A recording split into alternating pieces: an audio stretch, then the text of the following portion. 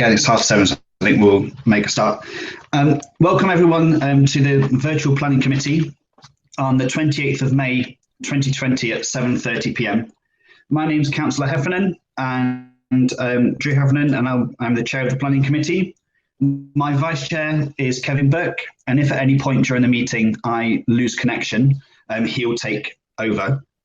Any members that are on the meeting, if you have issues with your IT, you can get in touch with Sharon Major, and if you can't get on yourself, she'll help you get back on. Her details can be found in the meeting invitation for today. I also want to take the opportunity to thank members and officers for joining us today and for all the work they've put in to be here. I would also at this point normally welcome the public. Obviously that isn't done in the same way in these times, but what we do have is a live YouTube stream. So welcome to everyone who's watching on there. And of course, as usual, we'll put a audio recording on the website in the next few days. Now, before we begin properly, I just want to mention a few key points that will help us have a successful meeting today. First of all, as it is a Thursday, this will clash with the weekly clap for carers, something which I know that many people here will be participating in. So what we're going to do is adjourn the meeting just before 8 o'clock and then clap for carers, and then we'll come back at about 8:05. And also on top of that, what we'll do is schedule some extra meetings, some extra breaks as well to prevent eye strain, and so we can have comfort breaks. When you're speaking, can you please turn your microphone off, as this will save bandwidth for our YouTube stream. And also you'll appear on screen when your microphone picks up a sound. So to stop it jolting randomly between people, if you could turn your speaker off, your microphone off after you've finished speaking, that will be great.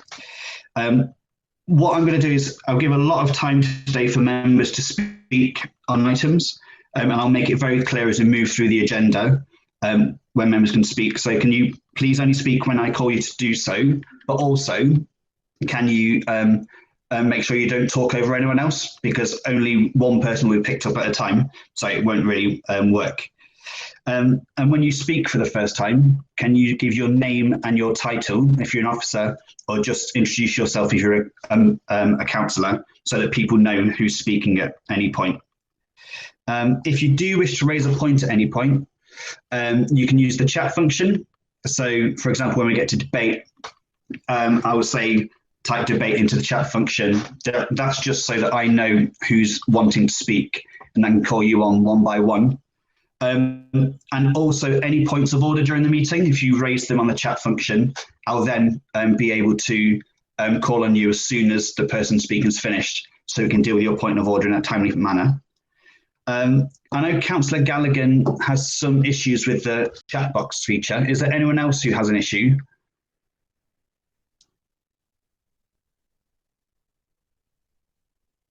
No? Okay, that's great. Can I ask a question? At a point of order, yeah, sure. How are the public engaged with this? How do residents see this? I understand it's on YouTube, but where's the pointers to it? Because So it's the link for the meeting. They'll find it, and then so if you go on the website for the page for the meeting, there'll be a link to the YouTube page. Okay, I'll see if I can find it. And then what I'm going to do now is move to a roll call of members. And when you respond, can you also declare if you've got an interest on an agenda item as well, just so we can dispose of that straight away. Matthew, do you mind doing the roll call? Yes, no problem, Chair. Sorry, bear with me just one moment.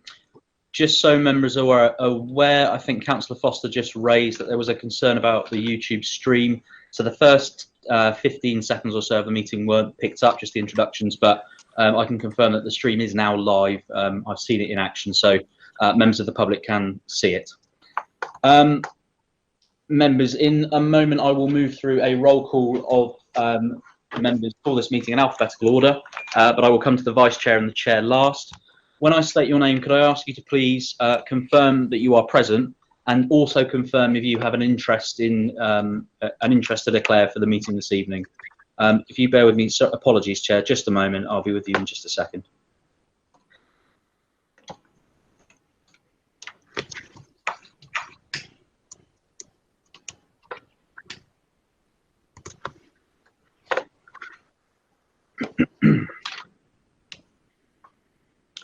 Just before I begin, Chair, I understand that Councillor Peter Geringer has sent apologies for this meeting and Councillor Tim Crowley is substituting in for him. So I will account for that in the roll call.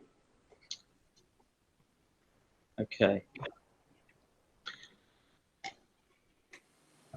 So I'll begin the roll call now. Can I just ask members that once they've spoken, just to turn their microphones back off? That would be really helpful. Thank you. Councillor Eric Allen.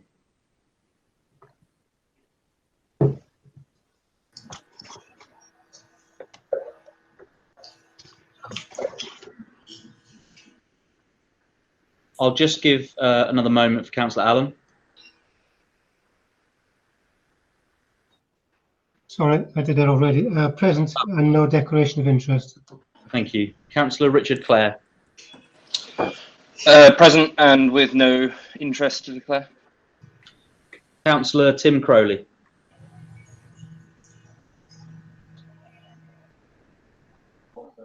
Yeah, I'm here. Thanks. Thanks. Sorry, was there a declaration of interest at all, Councillor Crowley? Didn't think we had to say anything unless we had one, did we? That's fine if you don't, no problem. Thank you. Councillor Tim Foster. I'm present. Thank you. No interest. Thank you, Councillor. Councillor Vincent Gallagher. Present and no interest. Thank you. Councillor Amy Haldane. Present, nothing to declare. Thank you. Councillor Tony Shields. Present. I have no interest to declare. Thank you. Councillor Jill Whitehead. Present. I would like to declare that between 2015 and 2017, I was on the all-party local plan task and finish group that, as part of its work, looked at site allocations for schools, all types of schools right across the borough. Okay, thank you, Councillor Whitehead. That's not a reason, of course, to leave the meeting later, but thank you for declaring it. Councillor Kevin Burke. Yeah, present and no declaration of interest. Thank you. And finally, Councillor Drew Heffernan. Thank you. I'm present and no declaration of interest. Thank you, Chair. That's the full roll call. All members are present. Thank you. So we've covered apologies for absence and declarations of interest already, so we'll count those as disposed. The next thing to approve is the minutes from last time. So the last meeting was held on the 4th of March 2020. I'm going to allow time for members to speak if they wish to express any dissent on the minutes, but if you approve the minutes, can you just type in the chat function approve?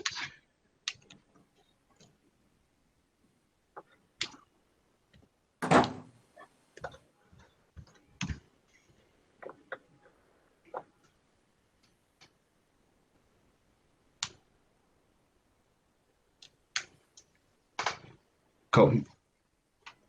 As I've heard no dissent, and we've got the majority of people saying approved on the chat box, and we can take those as approved. The next section of our agenda is the planning application before us tonight. There is only one item, which is different. It's slightly different to a normal application that will be coming before us. I'm going to ask officers to give a brief presentation, including some of the background. And then what we'll do is finish close to 8 p.m. and then adjourn for the clap for carers, and then be back by 8:05. So if you can hold any questions till after the break, and that'd be much appreciated. Do the officers want to begin the presentation?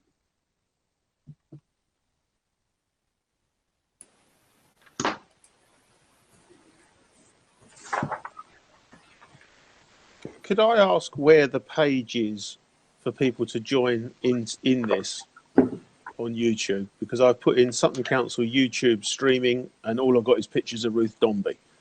You know, it's not quite what I expected, but I was braced for it.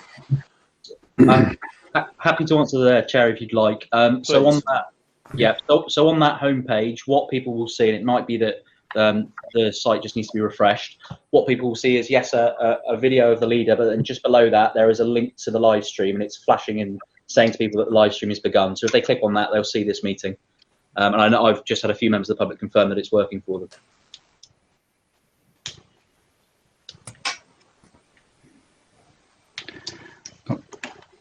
I think we'll move on to the presentation. If that's okay. Okay, thank you, Chair. I'm Sarah Buxton, the Deputy Planning Manager. Before we start the presentation, I would like to advise members of the committee of the following. The 3 letters of representation referred to in the addendum were from 26 Guildford Way, 19 Godalming Avenue and 26 Headley Avenue. Since the publication of the addendum, 2 additional letters of representation have been received from 21 and 25 Godalming Avenue, and the contents of these representations do not raise any material consideration which have not already been addressed within the committee report. I will now hand over to Mr. Webber. Thank you, Chair. Before we present the application this evening, I'm briefly going to explain how the decision will be made on the application and what happens after this evening's meeting. As many people know, the application was submitted in June 2019. Officers have been in discussions with the applicant to resolve all outstanding planning issues, particularly the construction logistics plan, up until the 4th of April, when revised documents were issued to the council. The Department for Education, who the applicant, submitted an appeal to the Planning Inspectorate 5 working days after the 4th of April. The appeal was made because the council had not made a decision within the agreed time period with the applicant. The appeal did not become live until the council received the start date letter from the Planning Inspectorate on the 29th of April.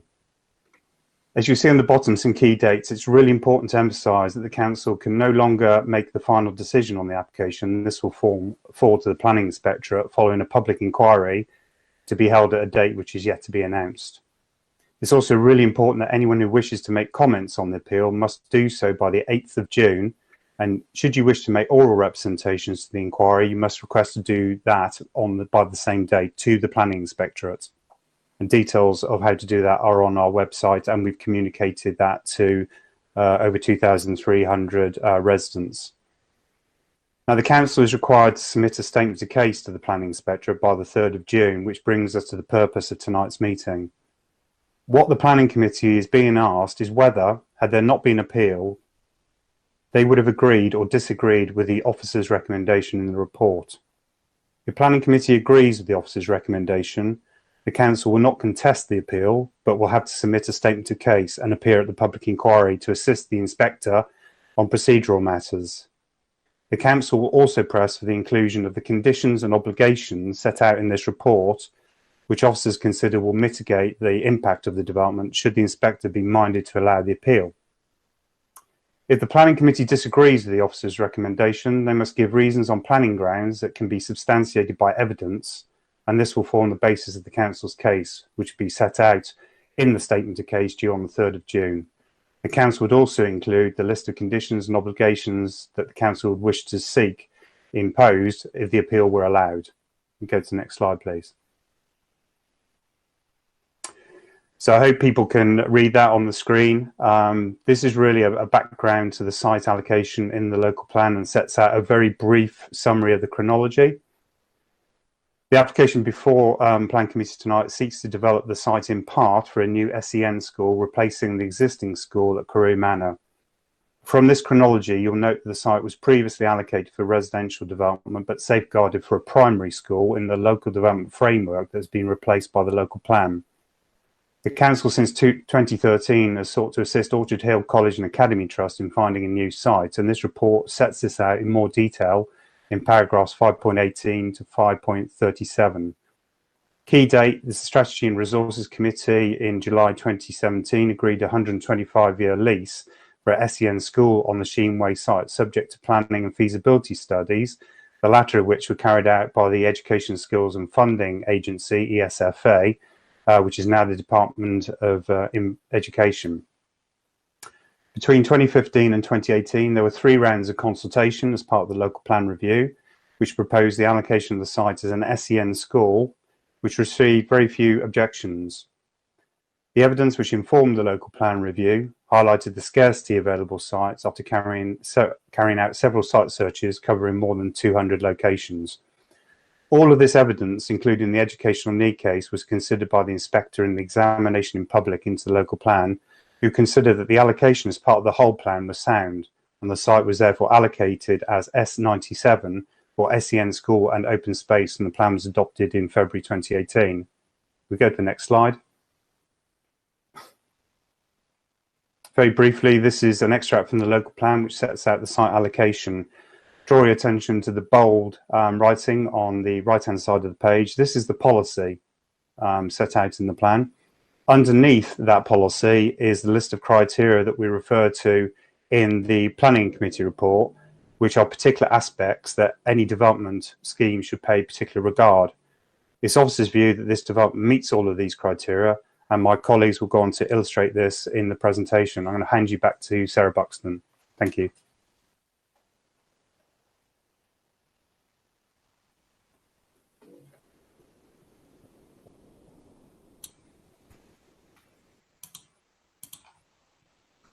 The application site comprises 2.5 hectares of vacant playing field. The site is characterised by mainly level open field with mature boundary trees and hedges. A portion of land to the west of the site has been securely fenced off as playing fields and is used by the nearby Highview Primary School. The surrounding area comprises a mix of residential and commercial uses of varying building types and styles. The site is located on the boundary between the London Borough of Sutton and the London Borough of Croydon, with the Purley Way Industrial Estate to the north and the east, a railway line to the north, and predominantly two-storey residential properties along Sheen Way, Godalming Avenue and Headley Avenue. These pictures show views to the north towards Headley Avenue, towards the application site. The picture on the left shows views south from Headley Avenue and the junction of Godalming Avenue. The photograph to the right shows views west along Godalming Avenue. The picture on the left is a view along Sheen Way, and the picture on the right is views from Sheen Way into the application site. The picture on the left-hand side is within the site and views towards the south, with the rear of the properties on Godalming Avenue. The picture on the right is views towards the east. The picture on the left is views towards the west, and you can see the fence line here, which denotes the area which is currently used by Highview Primary School. The picture on the right is views towards the southeast. This picture shows views towards the west of the site. And this picture shows views towards the north of the site, and the railway line runs along here. Planning permission is sought for the erection of a Part 1, Part 2-storey building, creating a special education needs school, modifications of existing access from Headley Avenue, provisions of areas of hard playing space, a multi-use games area known as a MUGA, car parking, cycle parking, and hard and soft landscaping works. The development has a maximum height of 2 stories, which has been orientated to make the best use of the site and achieve efficient layout while delivering the specific requirements for a special education needs school, involving the part single-storey primary wing facing towards the south, nearest to the residential properties, and the 2-storey element to the north. The MUGA is located within the northeast corner of the application site. To the southwest of the application site is an area of 2,800 square metres, which has been retained for use as public open space, which will be accessed from Sheen Way, and this area can be used for a number of activities. To the west of the application boundary is the playing field, which is to be shared with Highview Primary School, which is approximately 5,700 square metres. This will provide an access from the shared playing space directly through to pupil changing rooms, showers and toilets located within the western corner of the school. Vehicle access will be from Headley Avenue by an electronic controlled gate. There is an area directly to the south of the gate which will provide 5 public car parking spaces that can be used by residents to offset the spaces permanently lost along Headley Avenue. Headley Avenue will require double yellow lines along here and single yellow lines along here, and the gate will be located away from the car parking spaces so they can be accessed at all times. The proposed layout has been designed to make the most efficient use of the site, as well as achieving an efficient layout. The layout of the school was also influenced by the underground cable that is located to the east of the site, with no buildings being located within this area. You can see there is a line here, which is where the cable is located. The design has been informed by the specific requirements for a special education needs school involving the main part single-storey element, which will face the residential properties to the south, and the 2-storey element to the north, away from the residential properties. The school has been zoned externally for a variety of uses, which have been designed to provide secure areas for the pupils to use and have been designed to directly relate to adjacent uses within the building to enable ease of use. The part single and part 2-storey building will enclose a central courtyard that opens up to the west to maximise the amount of natural light received within the space, and all ground floor classrooms will have access to external spaces. The school design includes a courtyard to replicate that at the existing school at Carew Academy, but one which is specifically designed as part of the fabric of the building and not a response to the limitations of the Grade 1 listed building, which mean it will be more accessible. The interior of the building has been designed to provide a clear visual link between spaces to allow pupils to orientate themselves. The design allows for good inside-outside visual and physical links, including the main entrance area located here and the courtyard, which will allow students to use this space as their own private learning environment. The courtyard has been formed as an extension of the internal teaching and learning support areas. The school grounds have been zoned into different areas to include different uses. To the north of the site, there is an area for practical learning and constructive activity. To the west is an area for informal play. To the south is an outdoor dining area. And to the northeast is the MUGA. The application includes a meadow and habitat area to the northwest of the site, and new tree planting throughout the site, together with additional lots of landscaping. This includes an increase in species diversity, including the addition of the mixed species hedge, a wildflower mix to include more species to the site. The proposed building is set back from all boundaries to minimise any impact on the surrounding residential properties. This plan shows the ground floor layout of the school.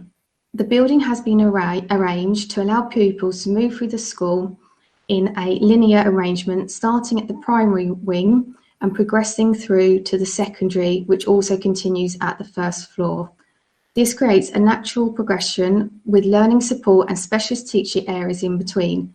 This also helps pupils to orientate themselves within the building with learning support and staff areas, allowing good passive supervision. This plan shows the first floor layout and the secondary element here. It also has a sixth form element here. The sixth form wing has been located on the first floor to create an independent environment for pupils. This helps pupils to adapt to a self-sufficient life within a typical 2-storey dwelling, getting pupils used to being up on the first floor.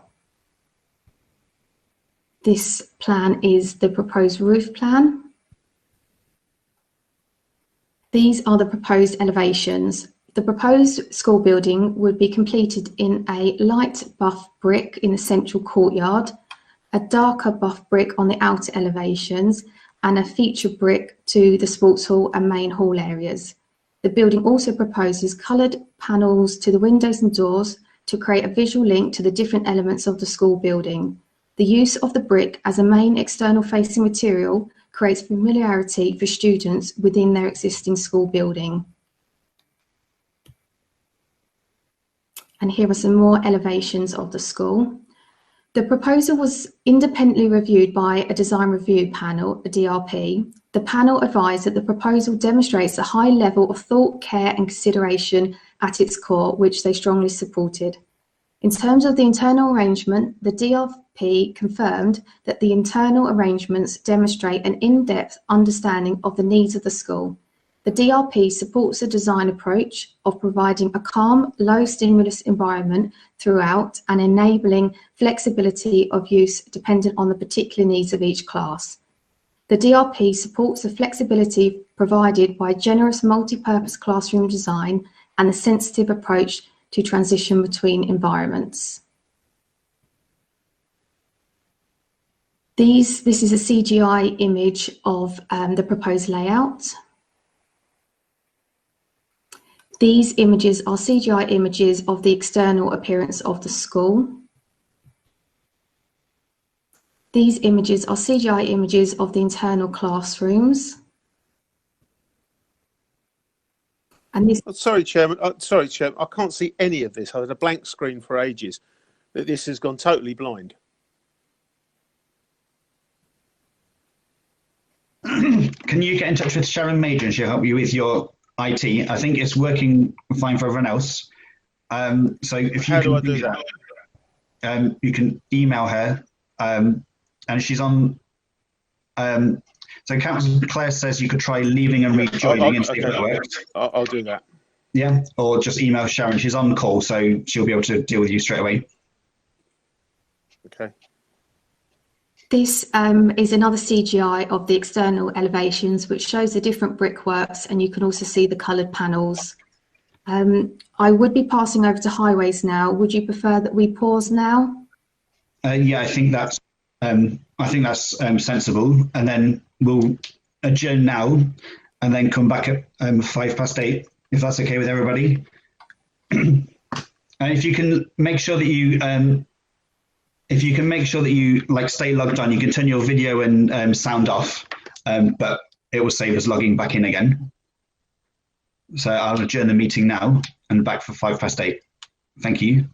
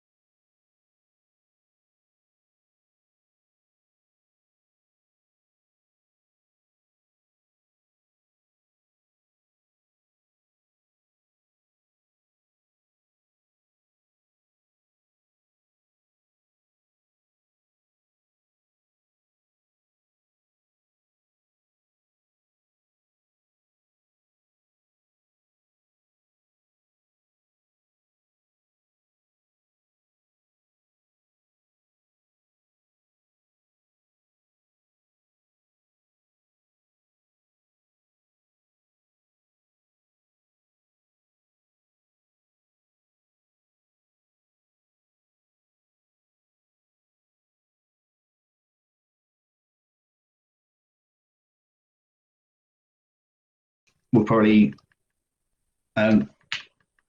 make a start again. Sarah, did you have anything? Sarah, did you have anything left on your slides before you pass over to highways? No, that was my last slide. Okay, cool. Okay, so I will now pass over to Mr. Price to continue the presentation. Thank you. Thanks, Sarah. Good evening, Chair. Good evening, everybody. I'm going to talk briefly about the next 5 slides, which cover some of the highways and the parking issues. So the first slide you've got in front of you is the forecasted weekly site delivery output, which the applicant has provided. And you can see at the start of the construction period, as you might expect, we've got higher levels of vehicles for the first part, and there's a noticeable 10-week period from week 7 up to week 16, where we sort of like ramp up to the peak period of up towards 70 forecasted weekly deliveries, and then it drops off, and we have a sort of like a more even spread of deliveries, if you like, throughout the period up until towards the end of the construction period, when I would imagine that they'll be demobilising the site and looking to finish the construction. Next slide, please, Sarah. So this slide outlines some changes that are required on a temporary basis to make sure that the construction vehicles can get into and out of the site. We've circled some of the key junctions where we're looking to put some additional yellow lines in, and that's basically to ensure that the larger vehicles with the turning circles can get round. I would highlight that the proposals at inset 4 are no longer being proceeded with, the extension of the yellow lines in the bottom right hand corner, which is there was a proposal for some additional yellow lines near the shops at the Chase. They're no longer required. Next slide, please, Sarah. This slide just highlights some additional works on top of the yellow lines that are required. So we're looking at having some footway parking introduced on the west side of Capel Avenue. So vehicles will be able to park half a metre onto the footway along that western side. That's to ensure that the vehicle widths are able to easily get down Capel Avenue. And again, the junction of the Chase, we've highlighted that there's a need, or that the applicant has highlighted that there's a need for the removal of the pedestrian refuge island to get the large vehicles in and out. As I said on the last slide, those extensions to the double yellow lines are no longer required. The applicant has also advised that at these busy junctions along the site, there will be traffic marshals in place to make sure that manoeuvres are happening safely and that people can get across the road safely, given that we've taken the island out. Next slide, please, Sarah. So this slide outlines the turning circles and the journey of one of the largest vehicles that the site will need. It's an 80-ton mobile crane, and the green you can see on the left-hand side shows the what we call the swept path of the vehicle as it gets into the site. So turning right from Stafford Road into the Chase, and then turning right again into Capel Avenue, right again into Godalming Way, and then left into Headley Avenue. The circles that you can see again have been enlarged next to the sort of like the swept path, which just give you a bit more detail around those turning manoeuvres at the key junctions. The view on the left is the vehicle coming into the site, and the view on the right is the vehicle leaving the site. That's why they're very slightly different. That's, as I said, for an 80-ton crane. And the last slide that I have to talk about is a similar slide, but for a 13-metre articulated vehicle. And again, the same applies with the swept bars and the sort of the further detail in the circles at some of the more problematic positions along the route. That's all I have to present. Thank you, Chair. Thank you. The proposed No, sorry, go on. Okay, thank you. The proposed development represents a high-quality design that will be integrated into its surroundings. The proposed development will also provide a high-quality learning environment for its students. It would provide a high-quality landscape scheme which will be in keeping with surroundings, ensuring the long-term preservation of the biodiversity of the site and providing ecological enhancement. The proposed development would not result in the loss of amenity to adjoining residential occupiers by reason of loss of daylight, sunlight, sense of enclosure, loss of privacy and noise. The proposal provides a high level of car parking to serve this development in the context of the relatively poor public transport accessibility of the site. The application would not give rise to environmental concerns in the respect of flooding, biodiversity and trees. Chair, as such, for the reasons outlined in the report, it is therefore recommended that, had an appeal against the non-determination of this application not been received, then permission should be granted and the application is approved subject to conditions and completion of a legal agreement to secure biodiversity accounting, local employment and training, travel plan and a 278 agreement and to secure car parking spaces for local residents. That concludes the presentation. Well, thank you, Sarah, and thank you for all officers that were part of that presentation. We will move on to questions now. If anyone has them, can they let it be known in the chat function? So just put the word question and I'll know to come to you. While people are doing that, I'm just going to explain what will happen in the rest of the evening tonight. So once we've finished these questions, what we'll do is move to written statements. So these have been submitted by residents. And if there are any points of clarification on those, we'll do those after we've had clarification on anything for the presentation. Once we've done that, we'll then adjourn again so that members of the public who've registered to speak and ward councillors who've registered to speak can come on before us and give their views and then answer questions.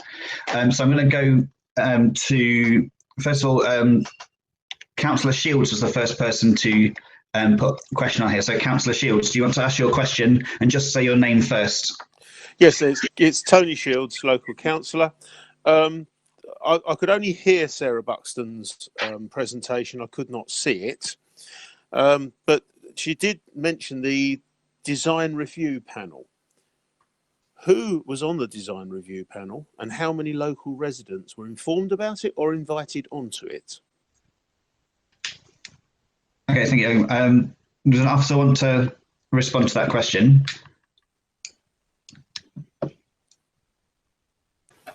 Chair, I can come in. We will probably have to look back at the report, Councillor Shields, to give you the list of panel members. Ordinarily, members of the public and residents are not invited to a design review panel. On this occasion, the ward councillors were invited to the design review panel and it was attended by Councillor Gillian Green and Councillor Tim Foster. We'll come back to you with the membership of the panel if that's what you need. Well, if I can supplementary say, I don't really need to know the names.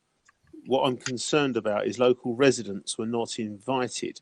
I think the local councillors were on, if they were on the design review panel, I think their concerns are well put out, initially on the feelings against this application.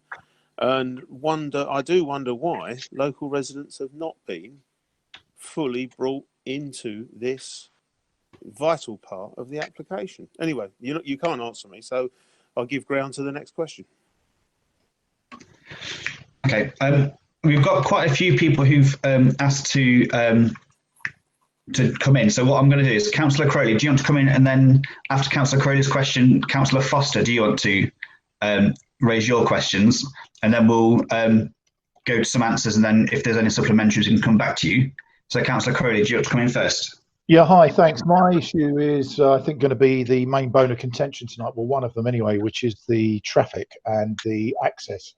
The sweat analysis, which has been presented by, I think it was Mr. Price tonight, and the issues surrounding them, and the fact that it is so tight down those roads with an Arctic going down there. What I'm really concerned about is on something of this nature, it would have been normal practice, or I'll ask, sorry, would it have been normal practice to have done a dummy run? A dummy run was not done. It's even in the paperwork the dummy run wasn't done. So the swept analysis is really a leap of faith here in some respects, because we really don't know whether or not this Arctic can get right. We're looking at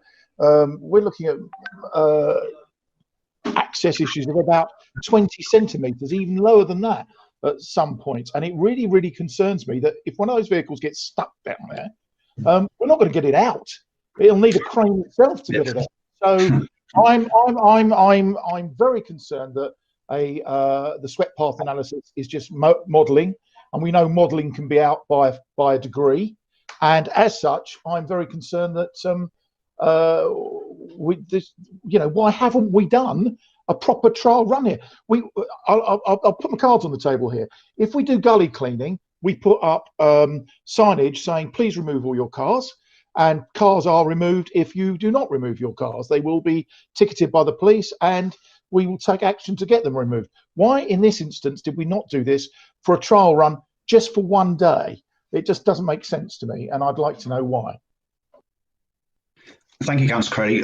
Like I said, well, we'll go to Councillor Foster first, and then we'll get your answer for you, if that's okay. Councillor Foster? I've got a catalogue of questions. One of them was very similar to Councillor Crowley. You say in the council was strongly in favour of a trial, but the developer could not reasonably be compelled. I think we need to get an answer. Why were we unable to compel? Because there are so many complaints about access. I don't understand. They wouldn't do it in the pre-app stage. They wouldn't do it on, and I think it's Mr. Considine of TP Bennett was the one who actually said, no, I'm not going to do it. And it's almost a refusal because you know it's going to fail. That's my opinion, and I think it's the opinion of many. Okay, thank you. Do you have any other questions on access in this particular issue? And because if we address those first, then if you've got a long list of questions, we can then come back to those. I would like to voice my concern. We had a briefing, as you know, on the 18th of May, and in that I raised the issue that on page 19 and page 42, elements 5.21, 5.22, once again the fundamental deceit that there was a search for 2 SEN schools was repeated, and it is a deceit. I've got it here for the sake of just demonstration. I hope my camera is working, just to say that this is the post-consultation update, and I'd just like to read for you what the post-consultation update states. That between January and April 2016, the council consulted on its local plan issues and preferred options document. The document identified a need to allocate 2 sites for 2 additional secondary schools, one of which was proposed to be the Sutton Hospital site since it was a brownfield site, safeguarding 1 site for a 3rd additional secondary school, allocate 2 sites for 2 additional primary schools, one of which was proposed to be the land north of Bedshead, since one allocated in the existing plan and had planning permission, and to safeguard 1 site for a 3rd additional primary school. There was no search, and Duncan Clark in a meeting agreed with me that there wasn't. It's a post-rationalisation, and if I accept totally that this site has been allocated to the local plan, but it was allocated by a task and finish group of the local plan in May 2016, long before this report was produced. And the persistence of this document, the planning presentation to this committee and to the public, that search was conducted, is a falsehood, and anything that starts with a deceit tends to finish with one. So that is a major, major concern. Hear, hear. The voice of common sense. You want me to go on, Mr. Chair? No, so I think we've got enough questions there, and it would be helpful if other members don't interject when we're trying to hear questions from councillors.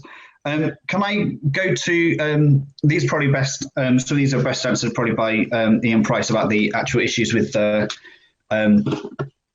the access. I know. So Councillor Crowley has asked about whether a dummy run wasn't done, and is that normal practice to do? And then Councillor Foster asked a few questions about whether anything can be done to compel people to do certain actions. So I'm going to pass through to probably Ian for this. Yes, thank you, Chair.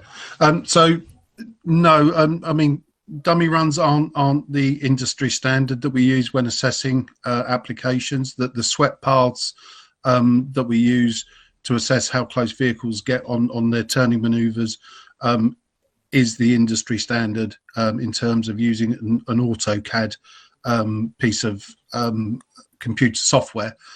So that's what we normally do. That's what we would expect to see, and that's what has been done.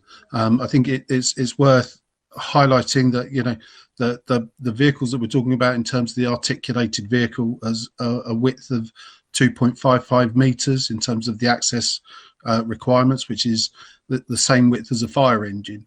You know, so we would expect vehicles like an articulated to be able to get down the road, because I'm not aware from the fire brigade of there being any access issues that they have getting in and around that residential area. So that's why we would ordinarily be prepared to accept the information that's presented with swept paths.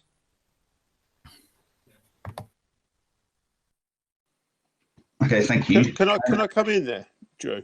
And Councillor Shields, we've got quite a few people who want to come back, and one of them is Councillor Crowley, who was the first person to raise this issue, so I'd rather go to him if that's okay. Fair. Councillor Crowley. Yeah, look, I don't see how a fire engine is relevant here, because this is a 12-metre double articulated crane lorry which swing from the back and the front. Tell me, apart from a high ladder vehicle that the fire brigade have got, which you wouldn't necessarily need down there, when would anything similar go down those roads? That's why on your swept path analysis, you've got the huge sweeping motion around those corners. So why did you even bring up a fire engine? Please tell me it's irrelevant. And it just adds to the feeling that people are being taken for idiots here. Can you please tell me, if you've got a double articulated lorry with a swing set at the back and a swing set at the front, how are you going to get it round there, and why we haven't done it? Because the planning inspector will look at that, even if we don't. You want me to come back in, Chair? Yes, please. Yeah. So the reference to the fire engine was merely identifying that it's the same width as other vehicles, other large vehicles that already use the area. The swept paths and the other slides that we presented identified where we've acknowledged, or where the applicants acknowledged, that there's a need for additional yellow lines to allow those larger swept paths that Councillor Crowley is referring to happen to get around the corners. I think we accept that they're longer, obviously, than fire engines, and as such, we've had to make certain allowances for those vehicles to get around the corners. Okay, thank you. I think I imagine lots of people further down will have some questions about access as well, so we'll move through some more questions. And obviously, if there are other issues that people wish to raise, please do that. Can I? I'm going to try Councillor Burke and then Councillor Galligan, if that's okay. So Councillor Burke first, if you want to give your question. Yeah, thank you, Chair. Councillor Kevin Buck. I'm asking about the 5 parking spaces that have been introduced to replace the parking in Headley Avenue. A couple of questions on how are they allocated? How do we make sure they're reserved for residents and they're not used, say, by school staff or by commuters? And how many spaces are lost in Headley Avenue that they're replacing? Is it more than 5, less than 5? Thank you. Okay, then Councillor Gallagher, do you want to ask your question or questions? Yeah, if I can. Can anybody hear me? Yeah, we can hear you. Good, good, good.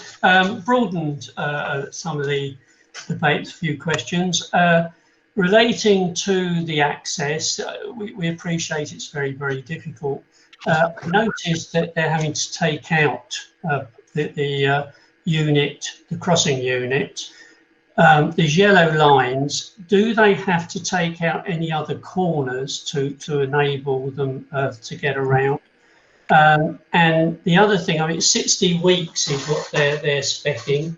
How many weeks would people have to put up with damage, you know, to the access because of what's going on to enable it? And how many weeks, sort of after 60 weeks, would it be before it might be back down to normal? To broaden it a bit, there's the bit about piling. As we know, if you lived anywhere near a unit, and when I say near, it's quite a way away, and piling gets involved. I looked at the building; it's 2-storey. You know, nowadays I thought that they use mechanical augers to get around the piling situation, which would be far, far more acceptable. Is that something that we've looked at? Can it be done? Should it be specified? The other thing that I just wanted to bring on board was the condition of having a community liaison group. The people that were mentioned as being on it, the 2 people that I would like to see on it is 2 people. One is the site manager. I'm not quite sure whether that's in that list there or not. Couldn't quite make it out. But I'd like to always see a local director from Kia on it as well, because site managers disappear very quickly sometimes. But I'm sure that one of the directors would hope that he wouldn't disappear and would have to really make sure that residents weren't sort of affected to the degree that we've seen in other developments. I have a few more, but I think I'll leave. I think that will do for now, Councillor Gallagher, and thank you. Can we deal with the quick question about the 5 parking spaces for Councillor Burke? Can we deal with that one first? I don't know who's best to just answer those questions.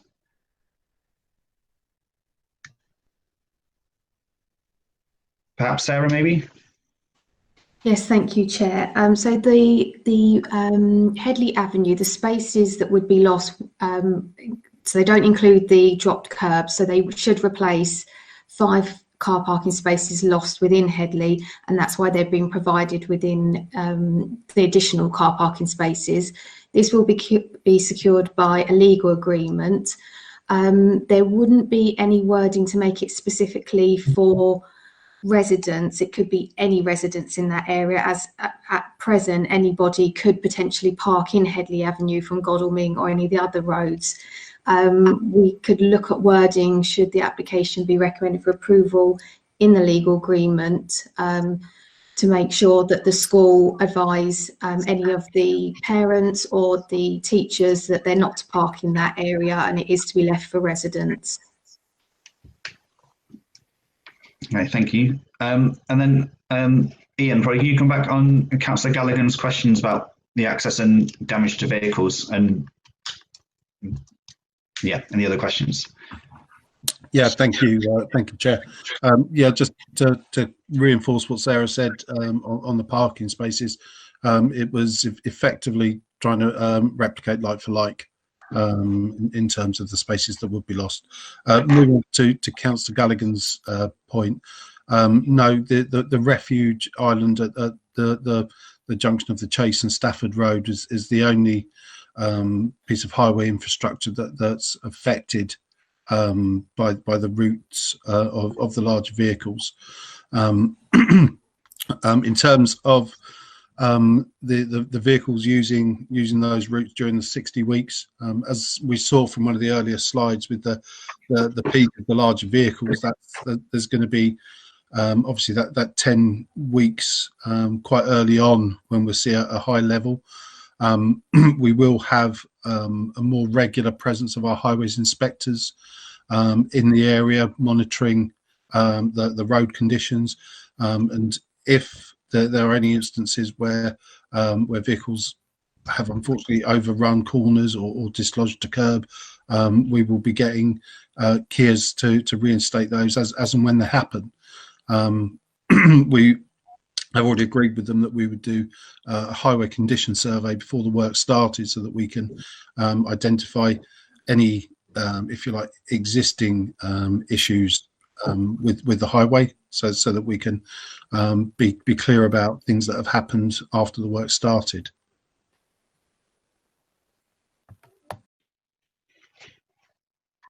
Okay, thank you. And there's a question, Andy, can I bring you in just the question about the community liaison group, and then probably can you just quickly address the piling issue that Councillor Gallagher raised? Sorry, I'll have to come back on the piling issue, but sorry, I thought you'd bring me in on the community liaison, Chair. Certainly in relation to, I think it's important for everyone listening in on this call to note that all three political groups in the council have received a briefing from officers where certain matters were raised last week. And in one of those briefings, it did occur to us that it was something that we should be putting forward as part of the addendum this evening. So it's in the addendum about having a resident liaison group to be proactive in the matters of enforcing some of the issues which have already been aired this evening about potential problems with construction logistics or the construction and the build of the development in general. It's better, obviously, to have an officer representation on that and to be proactive, working with residents and working with the type of people amongst which Councillor Gallagher, I know he's had personal experience of a similar group at Mill Quarter at Fellneck site. So I think I would very much endorse the idea of a site manager and a local director of Kia. Certainly if any other members have got any points about that, because bearing in mind, these are matters that we need to take to the Secretary of State on the planning appeal to press for these points of mitigation on behalf of our residents. Can Councillor Gallagher, so I do apologise, can Councillor Gallagher repeat the question about the piling?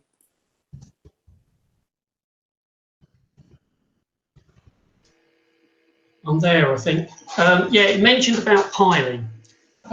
Two-storey and piling is a really nasty thing for local residents. And it can be damaging. You know, it's far enough away that in this particular case, unlike some we've come across, there mightn't be that much damage. But it is so disruptive and so noisy to everybody's life. I have seen, and I think on the Sainsbury's site, they did do some work on, I think it's like a huge auger that can do the work of piling, but I believe it's slower and all the rest of it. But I would, for the residents' sake, really not like to see piling there if there was any possibility you could get away with it. So, I mean, you know more, I might be talking through my hat, maybe you can't do auger. But I've time to remember that there is something that you can do that's less disruptive than piling. Thank you, Councillor. And sorry I didn't pick that up fully first time. I think, again, this is something we need to take to the planning inquiry in terms of a request for mitigation to protect the amenities of the adjoining residents. I'm aware, for instance, at the gas holder site you referred to in the town centre, that the developers, I think, carried out a pre-existing condition survey of people's properties to make sure that there was a record of whether or not any of the kind of the deep piling that was going on that site. But bearing in mind there was a lot of demolition involved, whether or not that was causing any issues in terms of local residential properties. So I think, Councillor, these are all things that can be considered and taken forward, regardless of the outcome of this decision by committee this evening. These are all things which we can take forward as points to make to the planning inspector. Okay, thanks, Andy. So we don't lose sight of questions, what we'll do is we'll try now just doing a member and then try and get an answer. So the next person is Councillor Allen. Thank you, Chairman. A number of points. The main one is the reference to the fact that it's a relatively poor public transport within the area. We have the closure of Crewe Manor with about 218 pupils, I believe. And looking at the site, it talks about in the presentation providing adequate capacity within the car park to negate any effects on queuing, parking, and neighbouring areas. It doesn't say anything about staff parking, the drop-off and collection of pupils, which, as it's an SEN school, we have a number of minibuses coming backwards and forwards every day. And looking at the notes we've received, it talks about there being a maximum of 30 cars. The car park can accommodate a maximum of 33 cars, 25 minibuses. And yet, when I look at the plan of the proposed school layout, the car park seems to have in excess of 75 car parking spaces, which doesn't actually tie up with the notes which we've been provided with. So can you please explain how all the staff of this school are going to be able to how many staff there are going to be, where they're going to park their vehicles, how we're going to accommodate all these minibuses and facilitate all these children travelling to it in what is a relatively small car parking space, which for some reason on your plans shows an awful lot more car parking spaces than the notes say. Thank you. Cool. Thank you, Councillor.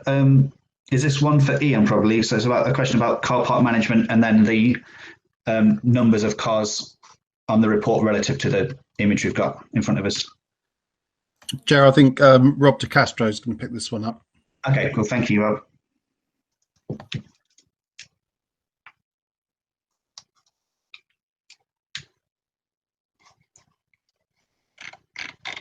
Rob, are you there?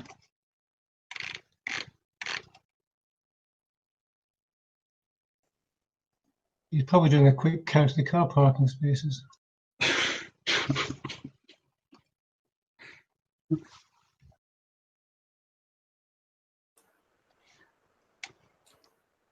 Can I come briefly on that, Chair?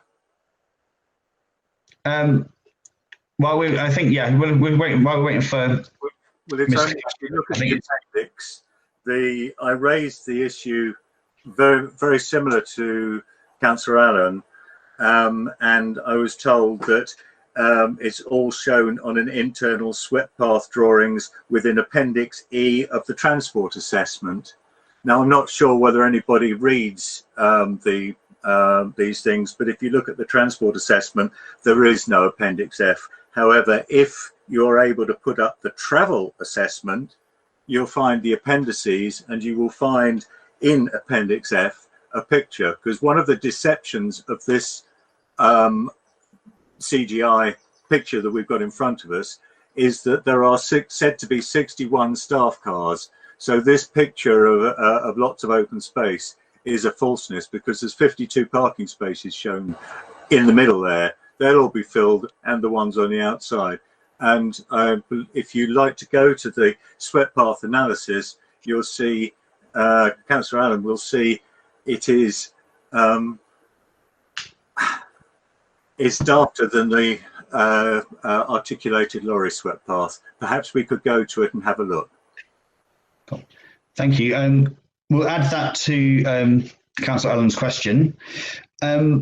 Is there someone on the team that can respond to the points that have been raised? I think Rob might be having a few issues with his IT.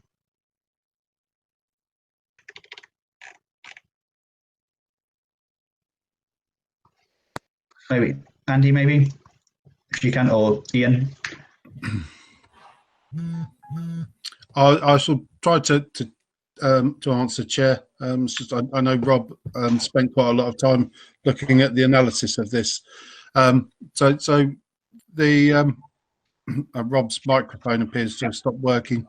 Maybe he could try to rejoin. You're on mute, Rob. That's why. Apologies, Chair. So the parking spaces laid out internally are as identified, all for the staff, and they're due to arrive on site before any of the pupils start arriving on site. So the staff will come in and fill the car parking spaces up as they arrive. Following on from that, the pupils will be brought in either by minibuses or taxis, and will be directed around the car park to drop off and queue using the circulating traffic or road space, if you like, between the parking spaces to stack. So there was, I think, a maximum of capacity of 25 minibuses and 33 car parking spaces that could be accommodated at any one time. And I think it's operated on a capacity basis, so that when the parking within the circulatory space is reaching that level, vehicles will be let out to create more space within the circulating space, I believe.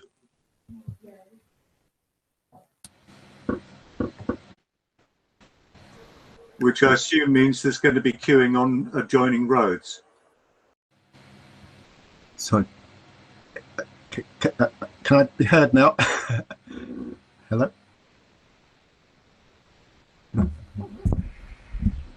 Hello? We can hear you, Rob. Oh, right. So thanks. So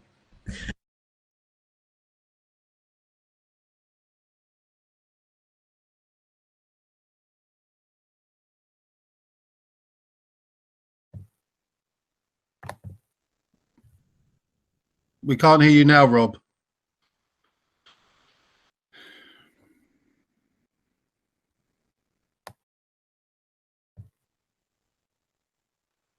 Apologies, Chair. I'm not quite sure what's going on with Rob's connection.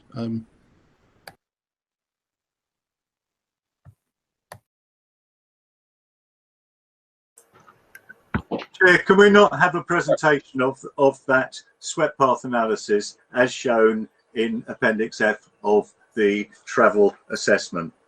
It'd be much clearer.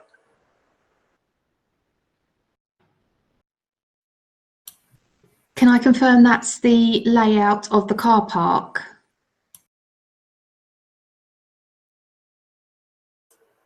Yeah, it's as I was put on the thing, Appendix F of the travel assessment, and it's actually logged on the portal as travel assessment appendices. And if you go to Appendix F, you'll see what is a pretty amazing bit of Lego movement. Thank you, Councillor Foster. I think I have got that slide for you. I'll just bring that up.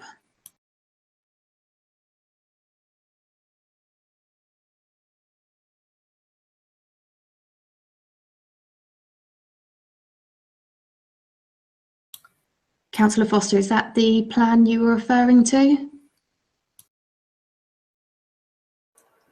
That is one of them, but yes, that's the end scene. If I can just try and articulate what the book says, and that is that the vehicles will come in at all sorts of different routes and all sorts of different times. So there would be a mix of the minibuses. They would go down the and cars go down the centre aisle, around, drop off, come back around to the front entrance where they would queue. At a given time, they would move round as shown on the picture and slide up together. I find the drawing quite bizarre for two reasons. Number one is the fact that the they have used an arbitrary or an average car, and they have used a minibus that doesn't seem to comply with what the Sutton Community Transport use, which is a Mercedes 16-seater. And there is no way that you'll get those side by side in the top rank. And one assumes, and if you look at the way they have actually said that this will happen, is that you'll get all of this happening. I mean, it's just the minibus, it's 16-seater, vary in length according to make and whether they have wheelchair access. The measure given is 6.33 metres, but they can be up to 6.7 metres. Not much, but multiply it by 25 and then you've got a lot of difference. The average car there is shown as 4.319 metres. The car of choice, as anybody who stood at the end of Church Lane when Carew Manor dismounts, is the Toyota Prius, which is 4.54. Again, not much, but multiply. And of course, you need space between them to account the cars that are dropped off. You can't do a bumper-to-bumper job. Now, they're suggesting that once you've got the 33 cars and the 25 buses in, then empty cars would leave to allow the full expectation of the final cars, which would be 20. The final cars to come in. That's the difference between 84 and 33. They've got to come in, so you must have a queue, and they estimate that with 3 teachers marshalling this, the whole thing's going to be done in half an hour. Now, I've been on plenty of roll-on, roll-off ferries who would think that this is an hour's loading at least, and I just think it's impractical to talk about a capacity that is runs at 70% of requirement, both twice a day. And given the traffic conditions, you've got no way of knowing what order they're going to come in and how whether you're going to get a rush of people, whether you're going to get dribs and drabs, you do not know. And it's a mad plan. That's my comment.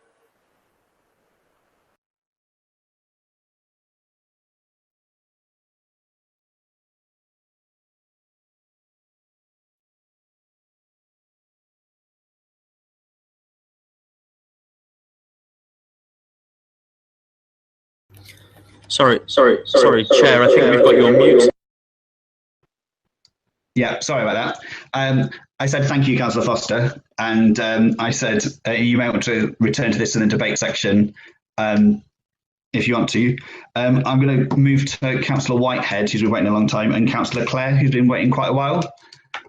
So, Councillor Whitehead, do you want to go first, and then we'll get an answer to your question? Thank you. Can you confirm, as per the report that we all received, there were at least 3 in-depth site searches, certainly in 2015 and 2017, to look for schools, for primary schools and SEN schools, and that the site for Sheen Way was originally selected for a site allocation for at least a primary school way back in 2012. Can you confirm that the planning inspector at the local plan inquiry said that the site was suitable and that he endorsed it? And just as an aside, I'm very familiar with the site because when I was a pupil at Wallington High School for Girls, which was then called Wallington Grammar School in the 60s, we played our hockey on these playing fields and we were taken down there in minibuses. So there is a long history of minibuses going down to this site. It's actually nothing new. But can you confirm that this site has been on our horizon since 2012 at least, and that there were 3 in-depth searches to see if there were alternatives in 2015 and 2017?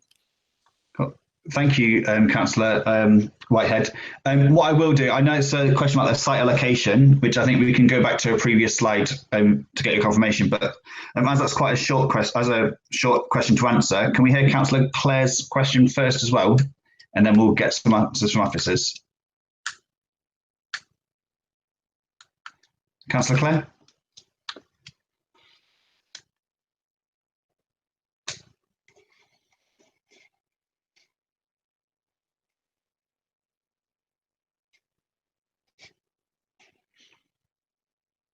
Okay, Councillor Clare, we can't hear you.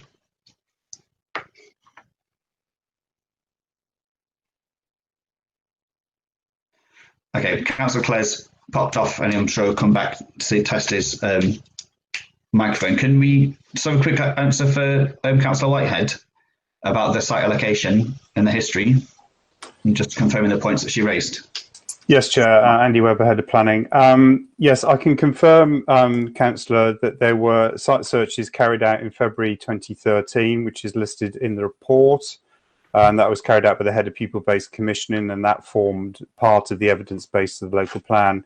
A second site search undertaken November 2015, and Sheen Way again was identified, but it was identified potentially as a primary school, which links back to it being safeguarded in the 2012 Site Development Policies Plan document, which has been superseded.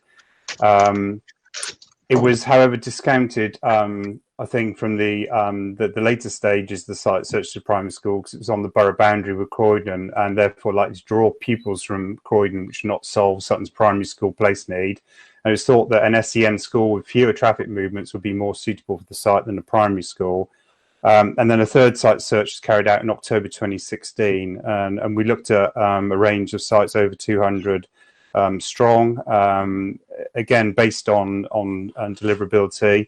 The Sheen Way again was considered and close to being selected as a primary school, but as before, consideration of the access constraints meant that it was preferred as an SEN school. So to a certain degree, the SEN search was a kind of a product of the search for primary school sites as much as anything, based on deliverability, and that was key to that was site area.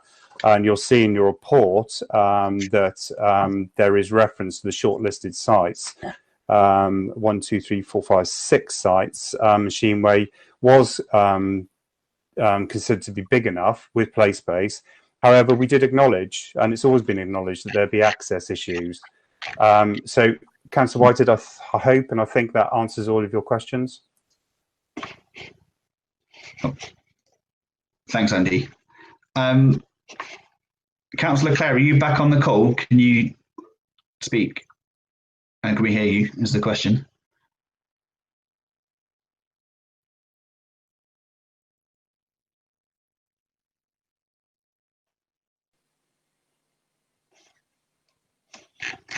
Okay.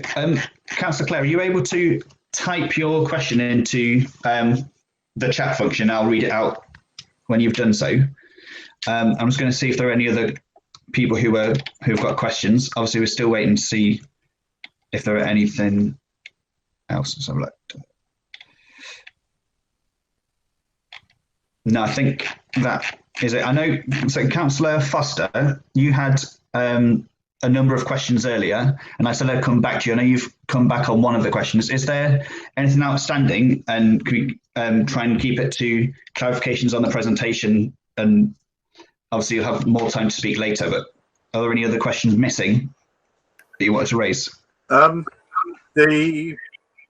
was referring to, obviously, the following the briefing on the 18th, an addendum document was presented, which was published, and so I take that as part of the presentation. If you don't think it's part of the presentation, I'll hold it, but I think it's part of the presentation. Sorry, are the reports going out as well? Are fair game in this part of the portion as well? Sorry, I didn't make that clear. All right, I refer page 5, 3.22, where there was discussion about both the low PTAL rating and the bus access. Comments were made that transport assessment confirms that the travel distance remained largely unchanged. I think everybody in suburban London doesn't measure journeys by distance, they measure it by time. And knowing as I do the Plough Lane Junction, the Chase and Stafford Road, the journey times being proffered to these pupils is horrendous, because if you take the Chase, which is an estate road, it actually finishes up carrying something like 4,000 vehicles a day. That is the recommended area for 88%, if you look at the travel information, for 88% of the pupil transport. As it happens, that junction is also an accident black spot that highways are looking to adapt and change. So I'm concerned about that. Just in terms of the bus transport, if a pupil comes out of Carew Manor and turns up towards the Croydon Road, as he passes, or he or she passes St Mary's Church, they can actually see the bus stops. To the end, you've got an eastbound, cross the pedestrian crossing, across the main road, you've got the westbound. Very simple, very easy, and easy access. If you come out of the road, this planned school, you go up Headley. I mean, let's try going to the Stafford Road bus stop. Up Headley, turn right onto Godalming, cross the road, up Capel, up to the Chase, up to the end of the Chase, cross the road, and hope they've put the pedestrian refuge back.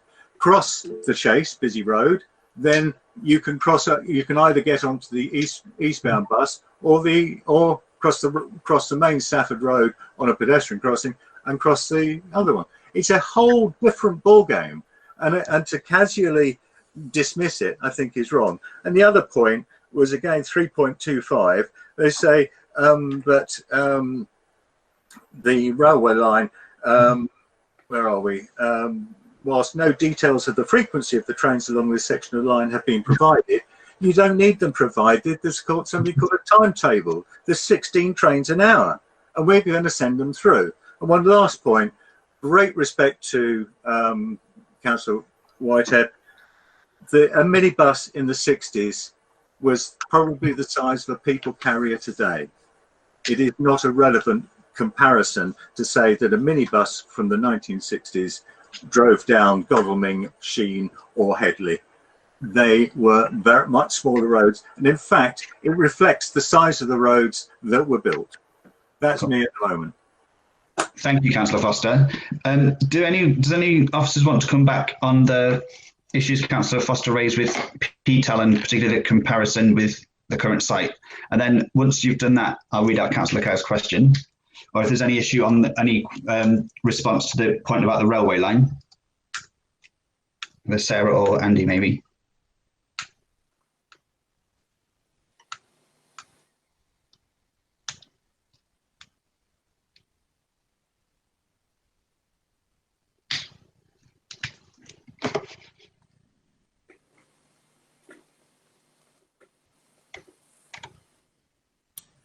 Chair, I can make a comment on the position of the school in regards to the railway line.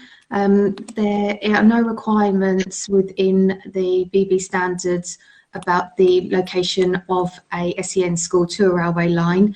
It has been assessed. The windows on the first floor northern elevation will be triple glazed. They can be opened, but they can also be closed, and there will be mechanical ventilation in the hotter months should the windows need to be closed for children that might be sensitive to noise. So the pupils will be okay. They can be either have their windows open or have mechanical ventilation. Okay, thank you. And then perhaps highways to come back on the PTAL situation.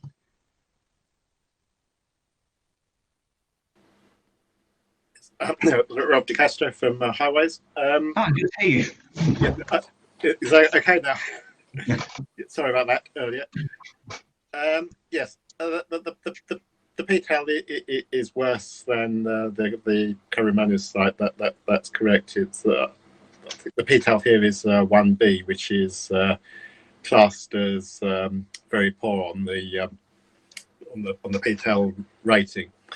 But that has to be borne in the context of taking into account that the vast majority of pupils coming to and from this school, and indeed the Carew Manor site, will be coming by either local authority minibuses or by private cars. In most cases, those private cars are actually taxis rather than parents driving directly.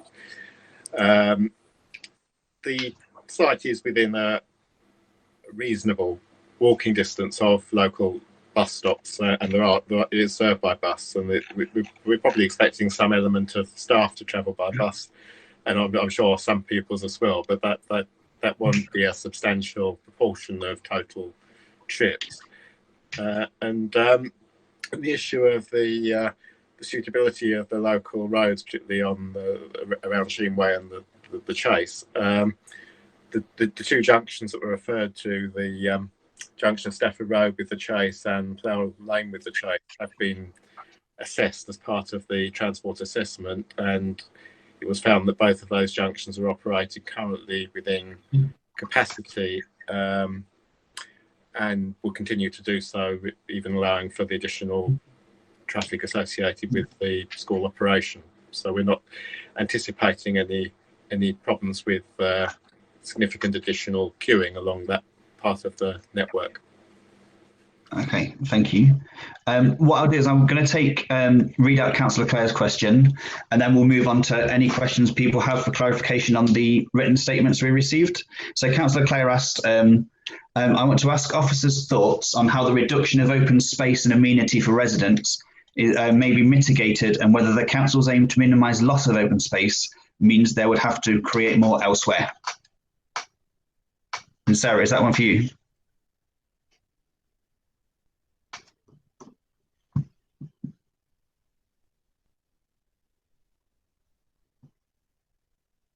I would ask if Andy might be able to answer that question. Yeah, sure, no worries. Mr. Webber? Sorry, Chair. Andy Webber, Head of Planning. So I think, in all the questions so far, and I think I've seen in the chat, certainly from councillors, that, this is obviously a key point about this application. We have set out in some detail in a very long report a lot of the pros and cons of this development. Some are more finely balanced than others, and I know some references have been made to site searches. What that has revealed between 2013 and 2018 was the paucity of choice in finding sites for secondary, primary and SEN schools. And it would not have been our preference to allocate a greenfield site as part of the local plan. That said, because of the limitations on choice, and to date, I don't think there's been any other reasonable alternative put forward to this site, and in any event, we have to go by the policy in the development plan. What we've been looking at, and what I hope is articulated through this report, is some of the mitigation for the loss of the greenfield sites. Now, clearly, the characteristics of the site will change dramatically with the new school and parking being constructed, but bear in mind, as part of the overall site allocation, it is not used, the development is not covering the whole of the site. Parts of the site will remain as before, and that is the segregated and exclusive playing field area for Highview Primary, as well as an area of over 2,000 square metres of public space to be created, which Sarah is just pointing out now. In addition, in terms of some of the mitigation, there have been some comments made about the flood risk to the site, and in discussions, and we have our lead local flood officer present on this call this evening to confirm, but that is being addressed. This site will have a drainage capacity that will be equal to a greenfield site in terms of runoff. In addition, the biodiversity officer has negotiated considerable improvements to the scheme to make sure that we have an enhancement of biodiversity measures.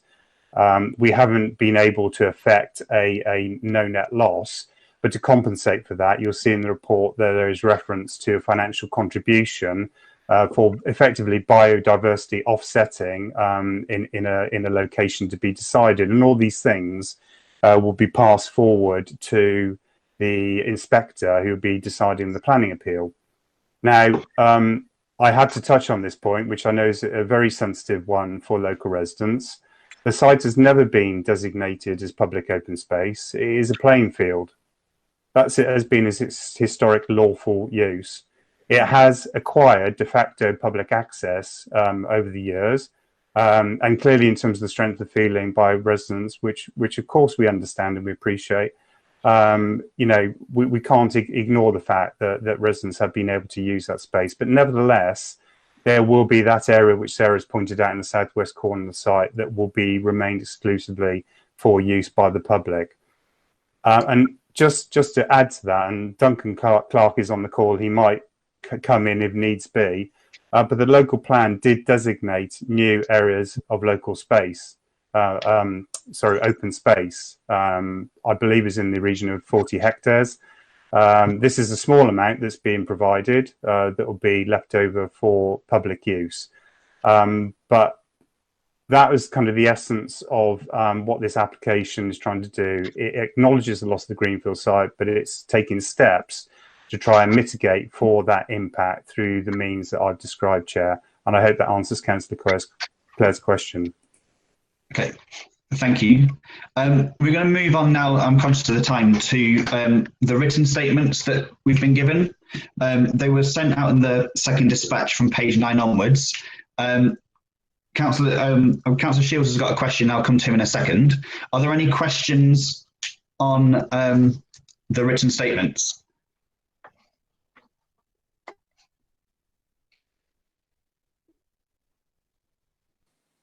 Okay, Councillor Shields, do you want to ask your question? Yes, Andy is alluding to an extra provision of 40 hectares of open space. Where does he mean?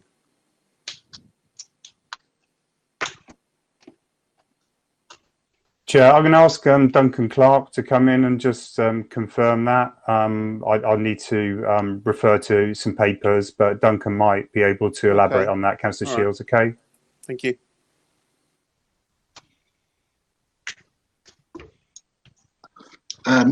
Hello, Chair. It's Duncan Clark here, Strategic Planning Manager. In reference to Councillor Shields' question, the majority of the public open space will occur at Beddington Farmlands when the landfill, well, the landfill is virtually finished now, and the remediation is on the way. There's a large section of public open space there, and there is open space of limited public access for bird watching. There's an additional open space at the Grove. The Grove Park in Carshalton was extended, and that's become public open space as well. And they were the principal ones, and they add up to about 40 hectares. Right. Okay. I've got to come straight back, and I think it's about time we put some history into what has gone on here. The great cloak and dagger, smoke and mirrors trick that is purported by this council is that it will be extra green space somewhere else. What this council proposes to do is turf over the poisoned land in Paddington Lane, call it new open space, and sell off the parks. I was shouted down in a council meeting that this wasn't the case, and tonight it is absolutely the truth. This council wants to sell off parks and open land, good, verdant, green space, and ask the public to go and exercise on turfed over, poisonous land. And we expected to accept that as a strategy that is adequate for this day and age. This is disgusting that this is being brought forward as mitigation for wholesale abuse of the process of bringing forward the disposal of open land that even one of the Lib Dem councillors agrees or admits that she used it for open exercise herself, so she knows the value of it. Do you go and openly exercise on poisoned land with a layer of turf over it? No, of course you don't. This is a disgrace. We are being told that this planning application is one of the only sites that's available. Well, I'll tell you what, when the opposition, the Conservative opposition, put other sites available, they were refused. They were refused by the Liberal Democrats. This is the Liberal Democrats' list of open spaces. This is the Liberal Democrats' preferred site. And let's face it, this whole charade of a planning application is propagated on the fact that the Liberal Democrats are in charge of this council and the Liberal Democrats decide whether to dispose of the land. We know. Okay. The planning act. No, I'm going to have my say. I'm going to have my say because it's about time this charade was shown for what it is. No, debate, Councillor. No, I'm not debating. I'm making a valid, salient point. And that this land is at the disposal. You are playing games and messing about with the public perception of land that you control. Whether there is a planning application for a school or a nuclear power plant, it matters not. What matters is whether this council, under your control, Councillor Heffernan, will relinquish that land for building a school or a power plant or a windmill or whatever it is. If you own the land, regardless of the planning application, you control whether it goes on there or not. And this whole thing is a disgraceful show. It's a charade. It is ridiculous. Okay, Councillor, thank you. I gave you quite a lot of latitude there. We can't have. Well, I'd like some more actually. Because many more, Councillor. We can't have many more of those tonight because we need to make a decision. Let's roll the meeting over and let's make sure we have the full disclosure of the truth, because this is an absolute disgrace. You are able to control this, no matter what the planning application is, because you and your committee have put this forward. You have made this land vulnerable through your own process. And when it comes, sorry, not good enough. This whole meeting's not good enough. Okay, thank you for your comment. We're going to move on, and we need to make sure that we don't see that again. And we need to make sure that we stay calm and make the right decision.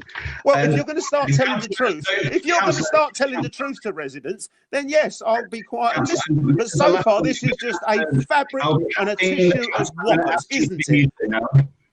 Oh, you're going to mute me? Brilliant.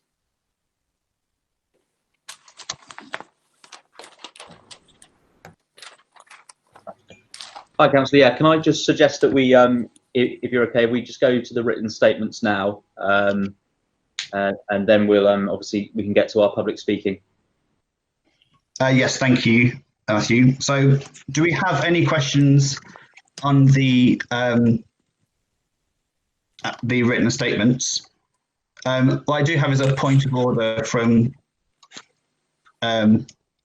Councillor Burke. Did you want to come in, Councillor Burke, or is it covered already?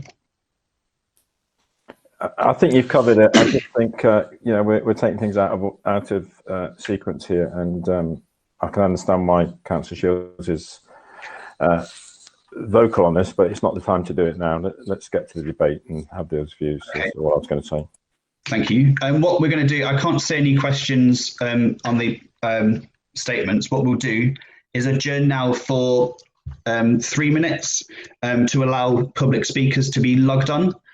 So feel free to use it for a comfort break. You can turn off your sound and video, but if you come back for in the next 2 or 3 minutes, and I will.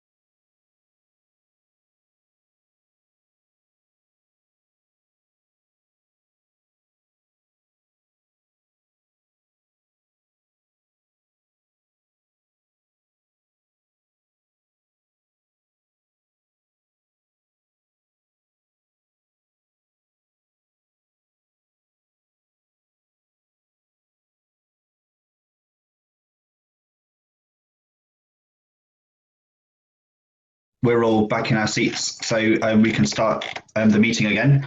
We're now going to move on to registered speakers on this item. And as members will be aware, the speaking protocol for this meeting has been changed ever so slightly. That each side's been asked to nominate speakers for each side. Now we've got, I understand, Ms. Lizette Howers on behalf of objectors, and then Councillor Gillian Green, who's a ward councillor for Bellington North, where this site is. Regrettably, the applicant is not registered to speak today, so we won't be hearing from them.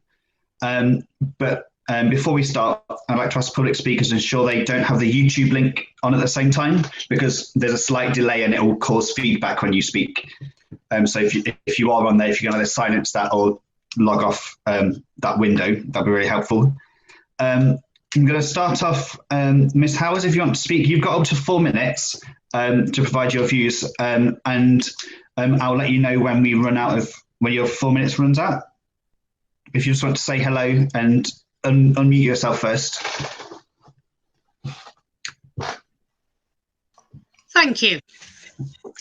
My name's Lizette Howers, and I'm speaking tonight as a representative of the residents and population of the Chase estate. I've been a resident in this area for 42 years and have obviously seen a number of changes over that time. The actual traffic and the speed of the traffic over the years has increased dramatically, but we're a very cohesive population, and actually people tend to stay here for a very long time. It's a mixed population with some more elderly people and also some young families, all of whom are utilising the Sheen Way site for various leisure activities. It is not primarily used for dog walking. One of the things I would like to just put into context is that the estate was built, started off in about the mid-1920s and carried on to the 1930s. It's a mixed estate of terraced and semi-detached properties with limited space, so the roads are not built for traffic. So I would like to now discuss items in sections. The access and traffic has been spoken about a lot, and the suggestion that it would not cause a problem, perhaps your councillors would like to sit in a driveway waiting to get out onto the road, because frequently the Chase and all access is gridlocked, particularly at the time of school attendance. Now, you were talking about parents being instructed not to park. Well, for the last 35 years that I've lived at this end of the Chase, the parents of families at Highview have been instructed not to obstruct people. They don't listen. So why should it be any different for people who have additional needs and actually can't perhaps walk as well as other people can? We need to be aware that our population of special educational needs children needs a high quality specialised unit. What is proposed is not. It's built to a minimum space, and currently, in view of the COVID and social distancing, this site becomes even more cramped and unsuitable. Sheen Way has been a very well used area of green space in a small area. You talked about the industrial units outside, and they're not really visible. Now, access and traffic, why should we put all of our residents and our children at risk? Parking, footways are not good. There's not enough access. Parking on there would cause an enormous problem. Noise, you cannot hear yourself speak when the trains go past.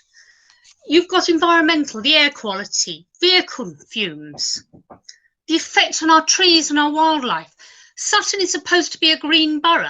You are not. You are not helping that. You're looking at getting rid of a green site. The London plan suggests that people should have access to local green space.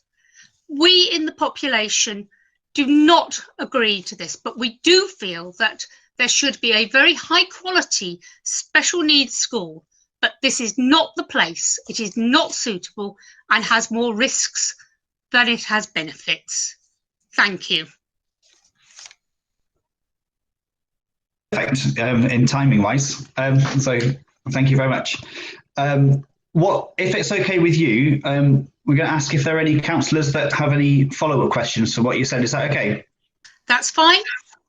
Cool. Thank you. So if any councillors do, can they put in the chat function the word question, and then I can come to them and you can ask us house.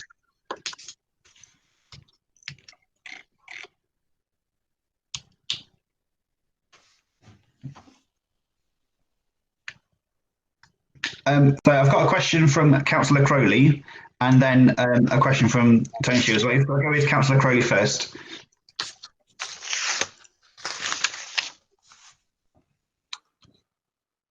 Thanks, Chair. Sorry, it's all getting a bit dark around here. Anyway, just to say, just to ask the resident here, does she think, do you think that this could lead to financial problems within the local area, i.e. making it more difficult for people to get to work, making it more difficult for businesses to operate in and around the area, and how that might impact on the inequalities around that area? Certainly. I think that this will generate greater difficulties because we already have 4,000 traffic movements a day. You're then putting another 100, 200 movements on top. It is actually very challenging to be able to get out of the estate at times, particularly as it's also used as a shortcut for other vehicles, skip lorries. This has impacts on people's quality of life. It will have impact on the local businesses because people will not be able to access them. This is a life-changing proposal, and it's not a life-changing for the better. Can I just come back on that very quickly? You've also got another primary school very close in that vicinity, haven't you? You've got Headley, which is just around the corner. What sort of traffic impact is there of that in the morning at the moment, and how do you think when you've got the two of them meeting, how that tidal rush might affect it? At the moment, obviously, there is no impact. However, when you cannot get out of your own drive, there is not enough room to get your car out off the road because the parents will not park and walk. There is no respecting of safety. People will double park. And then if you're going to bring minibuses going in and out, this will just compound the error. It will get to gridlock. You often have to take 15, 20 minutes to get out of the area. Myself and a lot of other residents endeavour avoiding going in or out of the area at school times. So the addition of an additional school will make life intolerable. Thank you, Chair. Thank you, Madam. Thank you. Councillor Shields, do you have a question? Yes. Am I on? Yeah. Thank you. Thank you, Chairman. I believe I'd heard the lady's name was Lizette Harris. I'm sorry if I had that wrong. It's just that Howard. How I do apologise. It's Howers. How we will get there. Mrs. House. The planning application, I believe, is something that's somewhat contrived. The council is in ownership of that land. And what is your message to the council itself? Regardless of however the planning application pans out, the council is owned by you, yourself, the residents, and the council. What is your message for the public good of the use of that land? When you consider, and thank you for the opportunity, when you consider things like NICE, which is the National Institute of Health and Clinical Excellence, Public Health England, they are all talking about the need for green space, yes, about the fact for our mental well-being, that, and therefore the area of Sheen Way is absolutely vital to all the population. It's peace, it's a haven of tranquility, apart from the 16 train movements an hour, which make communication impossible. And it just shows how inappropriate this area is for people who require calm, sensitive considerations. This should be left as an open space, as indicated in the London plan, where we should all have access within 300 metres of a green space. So, as a supplementary question to you, given that officers of the council have offered the fact that there are many other hectares of available green space coming forward, would you rather divert their attention to utilising this new and I believe spurious green space for the purposes that they are looking to use Sheen Way Fields for? I think that other areas should be looked at more imaginatively. I think that Sheen Way has been picked on as an available space without actually to meet the council's needs and not consideration of the residents at all. Thank you very much.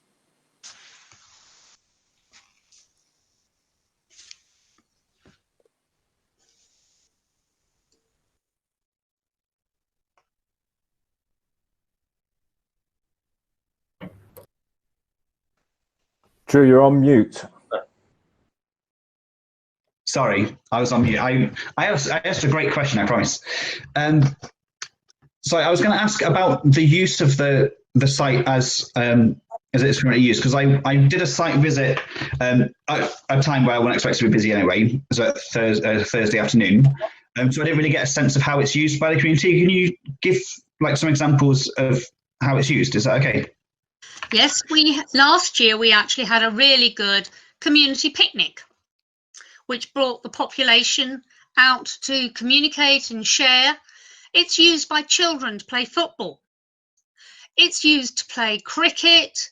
We've had radio-controlled cars, children just chilling out there, just being quiet, sitting under the beautiful trees that we've got, watching the wildlife. And yes, there are quite a large proportion of dog walkers, but we also know how important dog walking and the ownership of animals is for one's mental health. It is a space of peace, tranquility, again, apart from the trains, but it is a space that is utilised by the residents and appreciated by the residents. Right, thank you. And thank you for coming today and for being our first ever public speaker on a virtual planning committee meeting. Thank you. It's been my pleasure. I just want to get my point through that this is not the best place. We want a high quality special care, special needs educational facility. Putting one cramped into Sheen Way is not appropriate. Thank you. Thank you, Ms Howes. We've next got Councillor Gillian Green. I don't think we've got any more questions on the chat for Ms Howes. And Councillor Green, do you want to, Ms Howes, if you can just mute your stream at the moment. She has. Oh, she has. Sorry, I didn't see that. Councillor Green, do you want to start your 4 minutes? Could you indulge me, Chair? I have something that I want minuted that isn't relating to my submission. It will take me 30 seconds to read it, but it is important. Would you indulge? I'm more than happy to give you 30 seconds, Councillor. Right. Before I begin, may I place on record my grave concerns regarding the possible predetermination of the outcome of this application. I don't know who gave information to the Sutton Liberal Democrats before ward councillors and the official opposition were briefed about the situation, but someone did after the chair and vice chair were briefed by officers. The item was then included on the Sutton Liberal Democrats website, promoted by an email to Beddington North Lib Dem members, and that gives many of my residents the idea that tonight is a done deal, and I really hope it's not. Having said that, and having got it off my chest, I will now begin my 4 minutes. I might run a little longer, but not by much.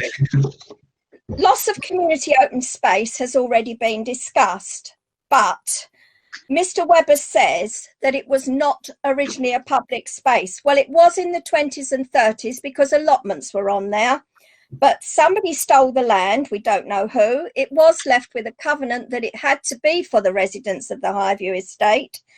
And now he says that, you know, we've been indulged. Well, I'm sorry, if the council didn't want us to use it, why has it been left unfenced for over 40 years, which has given us access? Just over a week ago, we got first sight of the new construction and logistics management plan and the removal of the pedestrian refuse at the top of the chase with the Stafford Road to facilitate the movement of construction traffic and the movements of HGVs safer. Well, I can tell you, for pedestrians and cyclists, it won't be. And they want to take out the road traffic humps for the duration of the construction. More noise pollution for residents and no traffic calming. Faster cars and no pedestrian refuge will be a breach of road safety. This is an extremely busy pedestrian thoroughfare, and presumably the council put the refuge in for safety reasons, so now why do they recommend removing it? And the logistics plan is based on theory because of the refusal to do the dummy run with the articulated lorry.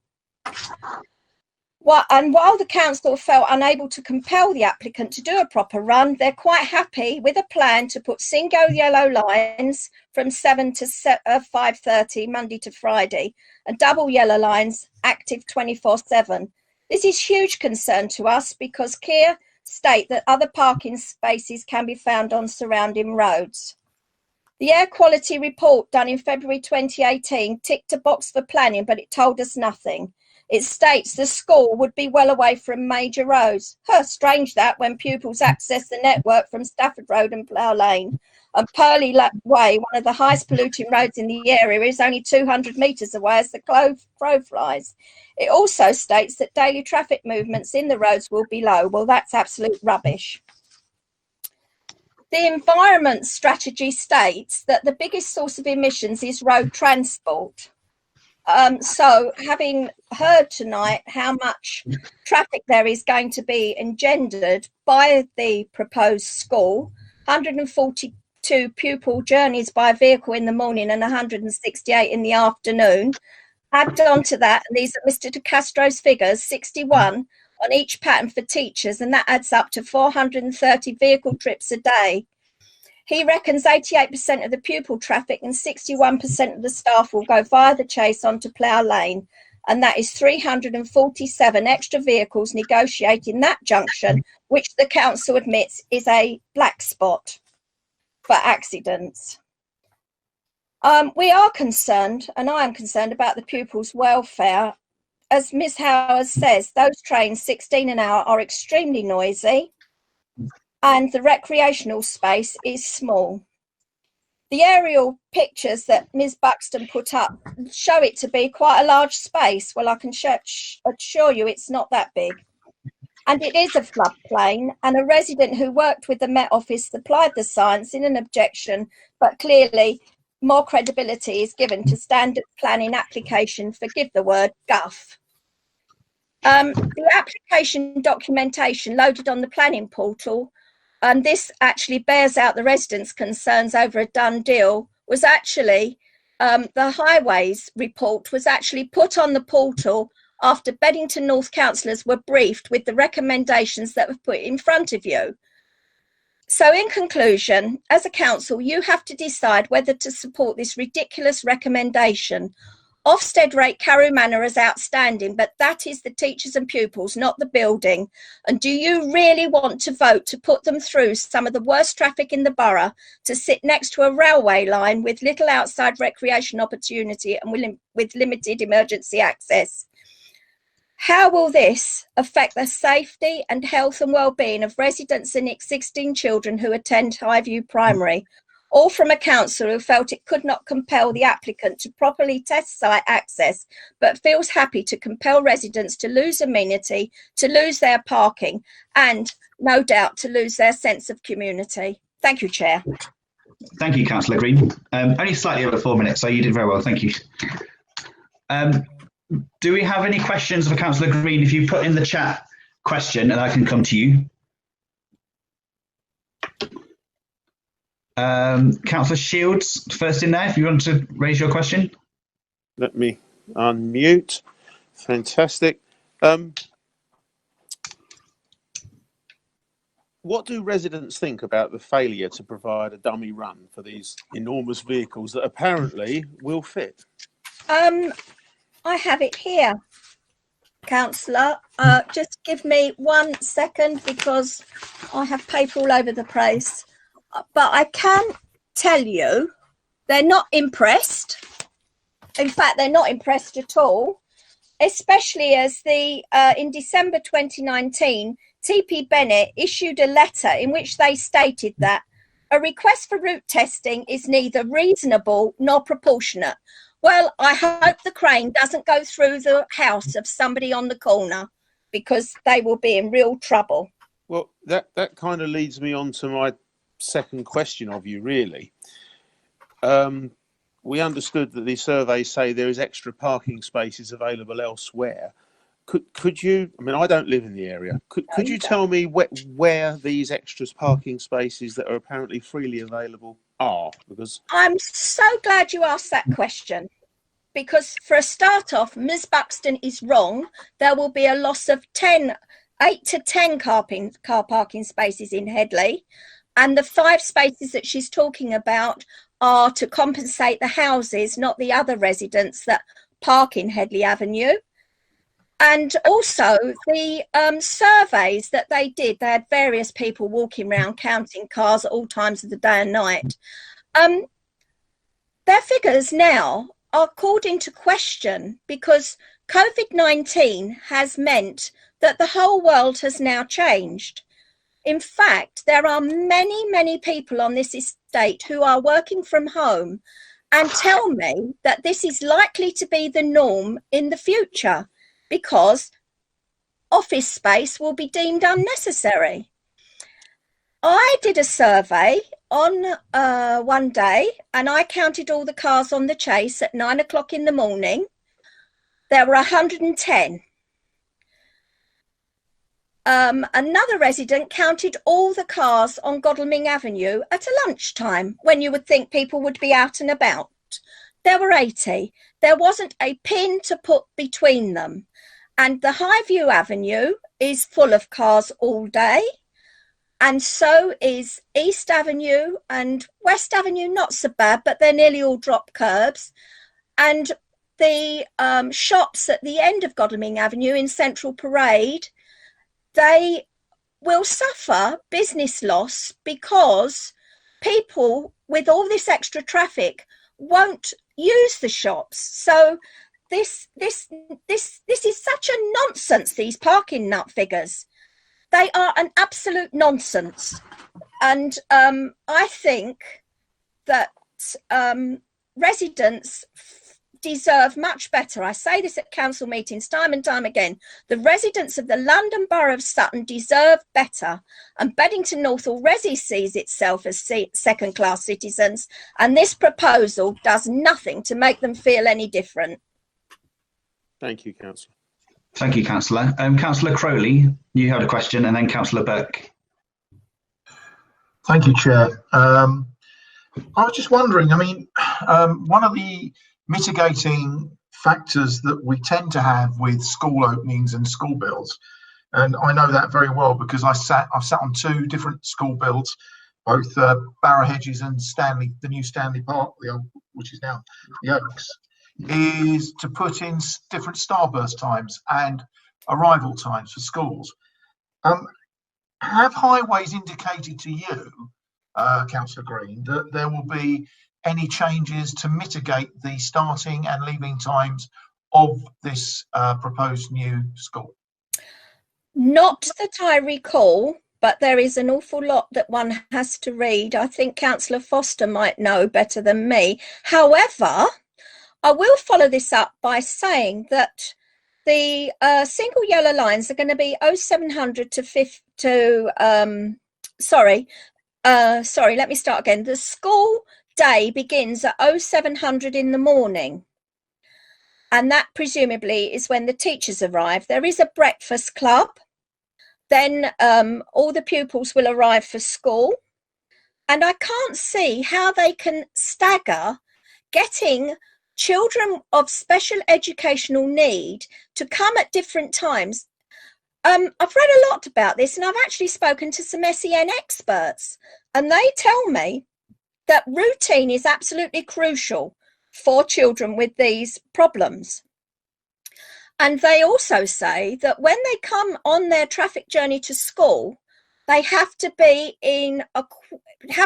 quiet, relaxed, and ready to learn. Now, anybody that lives this end of the borough knows that the traffic round here, from the Croydon Road, down Plough Lane, through the Chase, Godalming Avenue or Capel Avenue, it's busy all the time. So these poor children are going to come to school, especially if the Purley Way gets jammed and then they get stuck in a jam. They're going to be a little bit worked up, I would think, whereas at the moment they go to Carew Manor, they drive down, they see this lovely park, and they're instantly relaxed, one hopes. But I just think that the borough, the council, is not doing the best for these children. They're going to be squashed onto this site. There's going to be a lot of traffic, and it's just not going to be good for them. A resident of mine has just reminded me the other day that if they're going to put in all these yellow lines and their time, say 7 in the morning to 17:30 in the evening, he works from home, but sometimes has to go on site visits in the middle of the morning. So is he going to have to get up at 6 o'clock in the morning, run out in his pajamas to move the car so he doesn't get a parking ticket? You know, all these things are not being thought of. It is just such a poor plan, and the children deserve so much better. Thank you, Chair. Thank you, Councillor Green.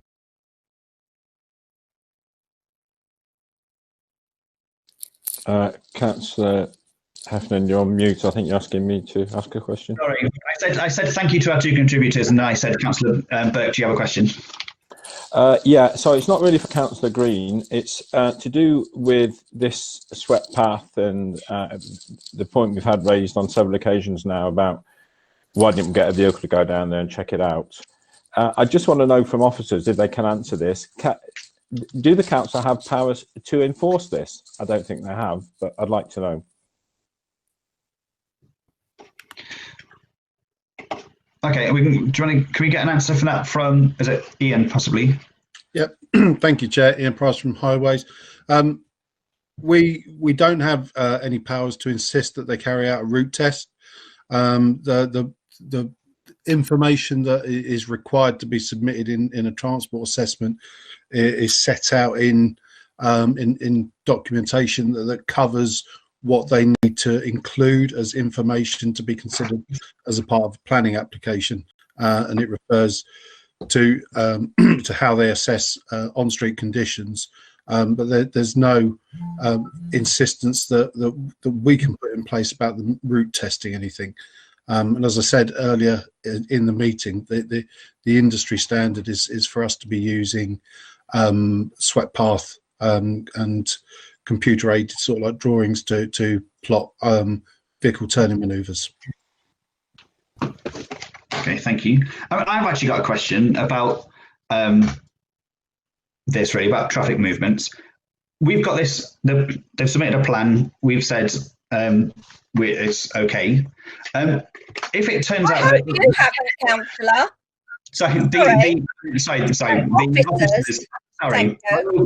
Officers in their report have said, essentially evaluated that plan. What happens if they start to implement that plan and they haven't done this site run, and it then turns out that it's an absolute mess? What powers do we have to alter it, or do we not?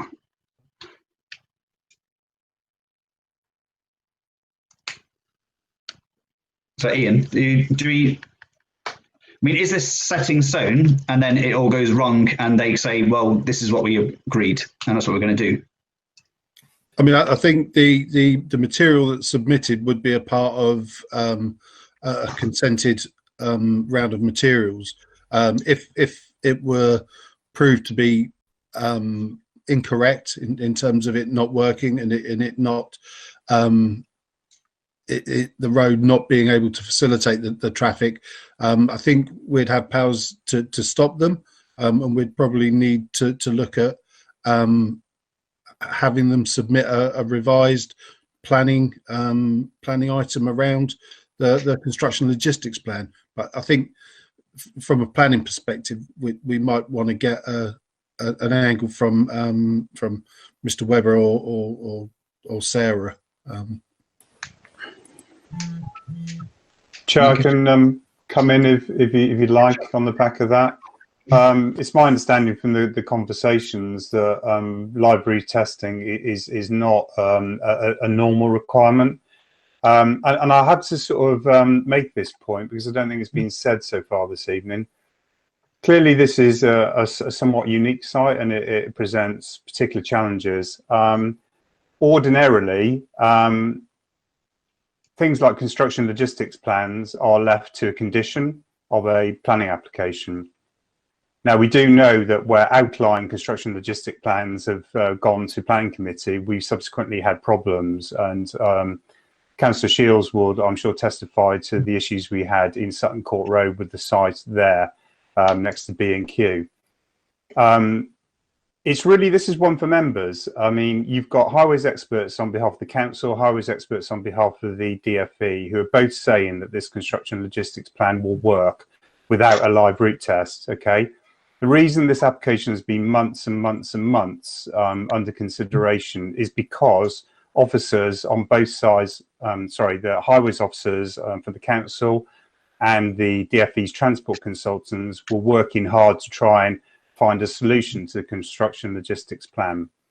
What might happen if this went to a planning inspector who was armed with the knowledge that both transport advisors for the council and the DFE were in agreement that this construction logistics plan works? Quite what the inspector would do at appeal is another matter. Would he insist on a live route test? I'm not sure whether he would. I'm not sure whether he could. I think Ian is right. I think if there were problems, and I think our highways officers are saying we've got confidence in the construction logistics plan, but if there were problems, yes, we can step in and we can enforce, and we can ask for a review and we can ask for further measures depending on experience. But we've been a long time coming to a planning committee with this, and I think officers do have confidence in the revised construction logistics plan. Okay, thank you. Councillor Foster, you had a question.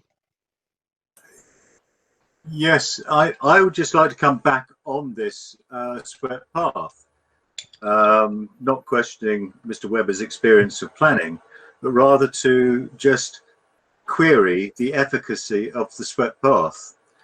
Mr. De Castro put in this extensive report to rationalise the delays and who said what and when they said it.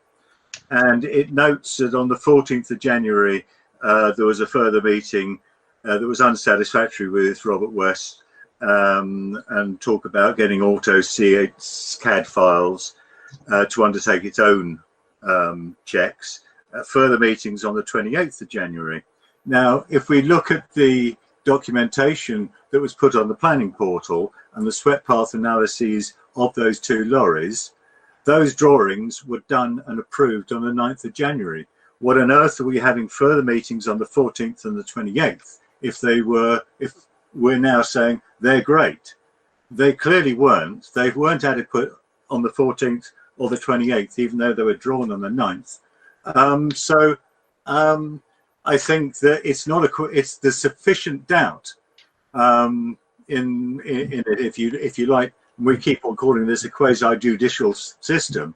There is sufficient doubt in those documents and in the time frame to say, let's do a proper test, not rely on something that, as Councillor Crowley has said, if you've got a 1% error, you've got walls going down.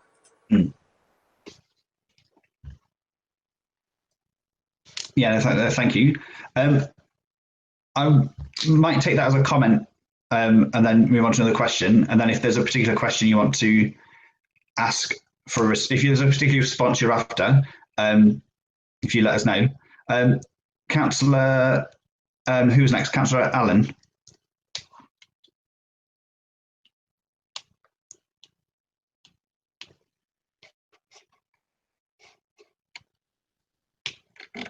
There's a question for Councillor Green.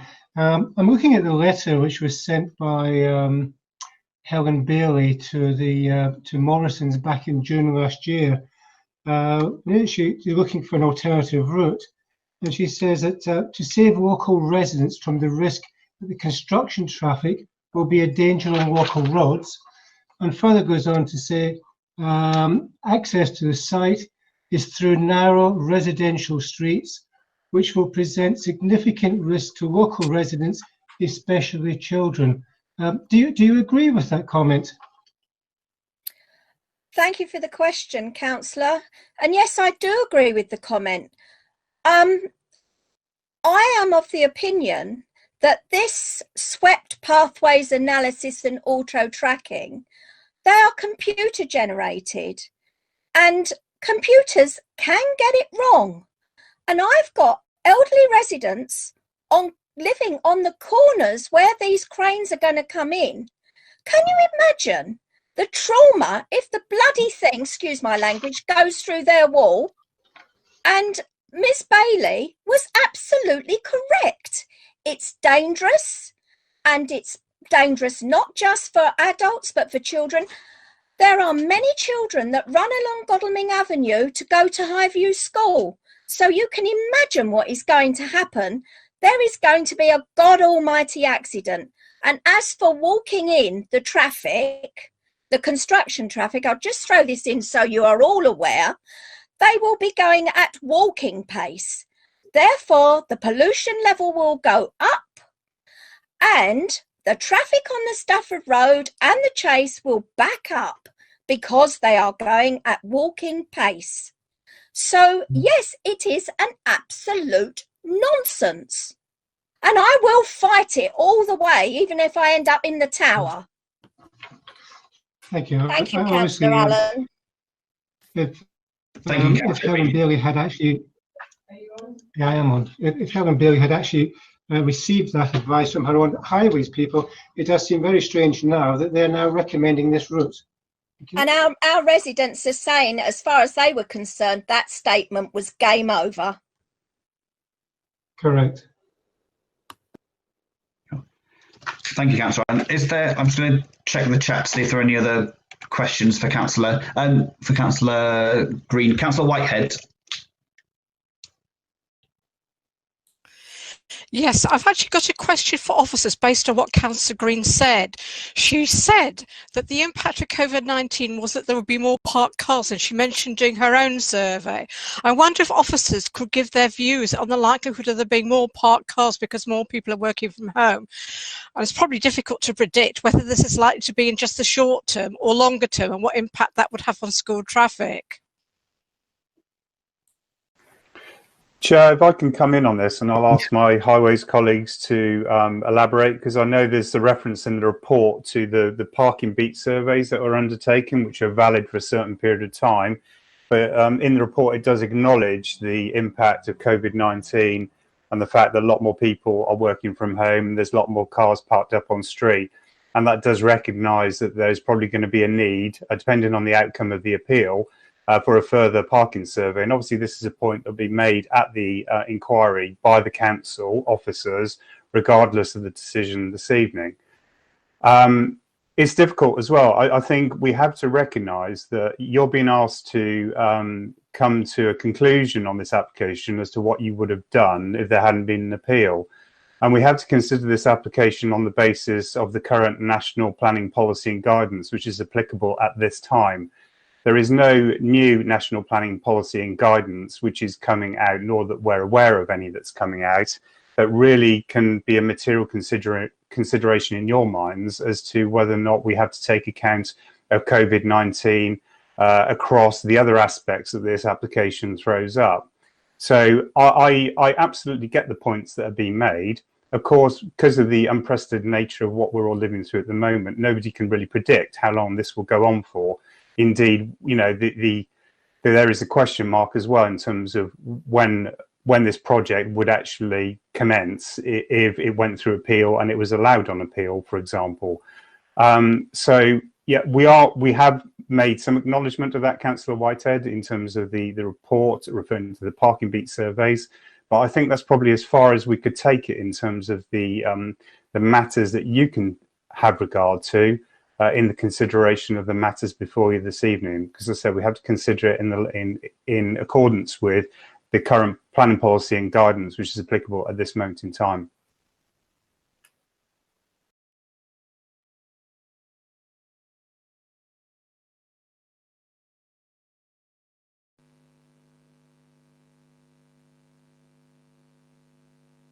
Sorry, Chair, I think you're on mute, Chair.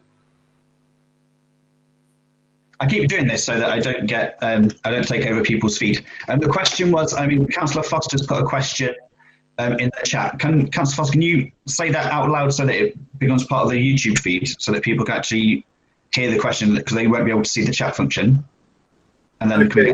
It was the point I made earlier, and I thought I'd put it as a question, but I clearly didn't. Mr. De Castro's diary of events shows that there was a meeting on the 14th of January 2020, which was a further meeting about unsatisfactory reports, and Robert West being asked to present AutoCAD files to undertake its own checks.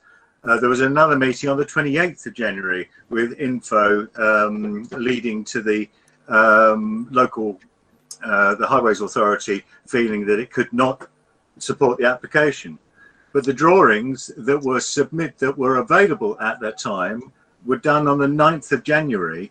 And I'm just asking the question, why was it not all right on the 14th of January or the 28th of January, but okay now?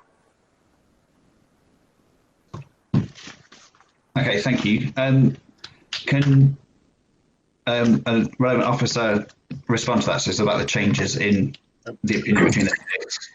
Yeah, Rob De Castro, I'll try and respond to that.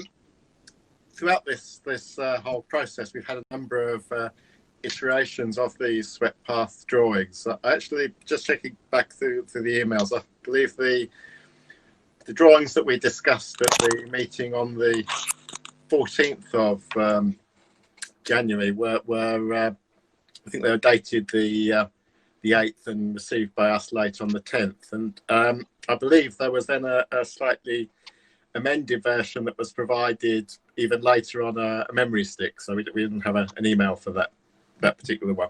These are just minor changes reflecting comments that we had made along the process with particular concerns. At the meeting on the 14th of January, Robert West, the transport consultants, did a walkthrough effectively of the tracking, basically to demonstrate to mainly Chris Smith and our design team how they had conducted that assessment to ensure that we were satisfied with it being robust, because there were concerns that it could potentially have been manipulated to some extent to make something look more positive. And having looked at that at the meeting, I think Chris was quite satisfied that what they had done was acceptable. There were also some concerns with the resolution of the swept path drawings, because some of the if you reduce the drawings down in size, the line widths become quite critical, and they make certain pinch points look more severe than they actually are in reality. So we had to go through and discuss those issues. So that's the history on that. So there may be some slight discrepancies between the dates on the drawings and when we received them. Obviously, we didn't necessarily receive them on each time on the day that they were drawn. But there was absolutely a progression of amended drawings leading up to the time that we got to the satisfactory solution. Thank you. Can I come back on that, Chair? Sorry, Chair, just on mute. Sorry, yeah, Councillor Foster. Come back on that, Chair, please. Yeah, sure. What we have just heard, if I heard this correctly, was that the drawings and the dates that are presented to this committee and to the public on the portal are not quite what they were, and it's been changed, and it was on a stick and there's no real record of it. it's a bit Chinese to me. Either that drawing, those drawings and the dates on them are valid and right, or they're not. We're expected to accept and believe the credibility and the efficacy of this as a true representation. And it's, if you've just listened back to Mr. De Castro's statement there, it was, oh, well, this came on a stick and it wasn't on an email and there were a few adjustments.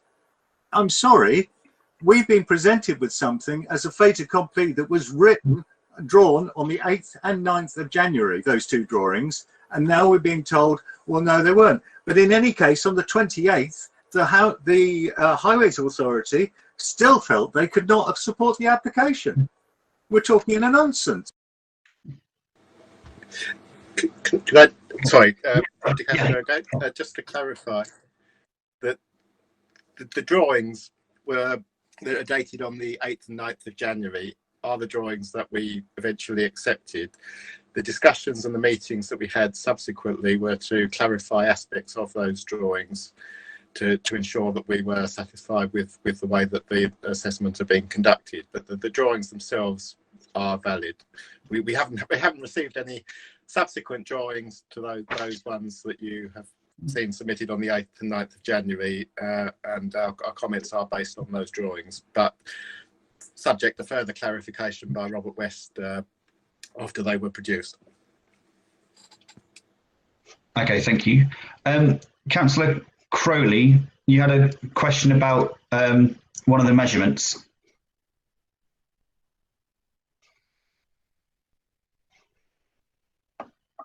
Yeah, we had a hi Chair. Sorry, we had a briefing with Simon Latham, Ian Price, and almost about a week and a half ago, and it came up about the measurements close to the walls, and we were told that it would be around about 20 centimetres. It could be even less than that in places. So, you know, I don't know what to believe here tonight. I'm being told one thing a week and a half ago, and then you come here and it's like, let's try and bolster our position. It just seems a bit odd to me. Okay, well, I think we can. Rob, do you have a clarification on that measurement? So we can.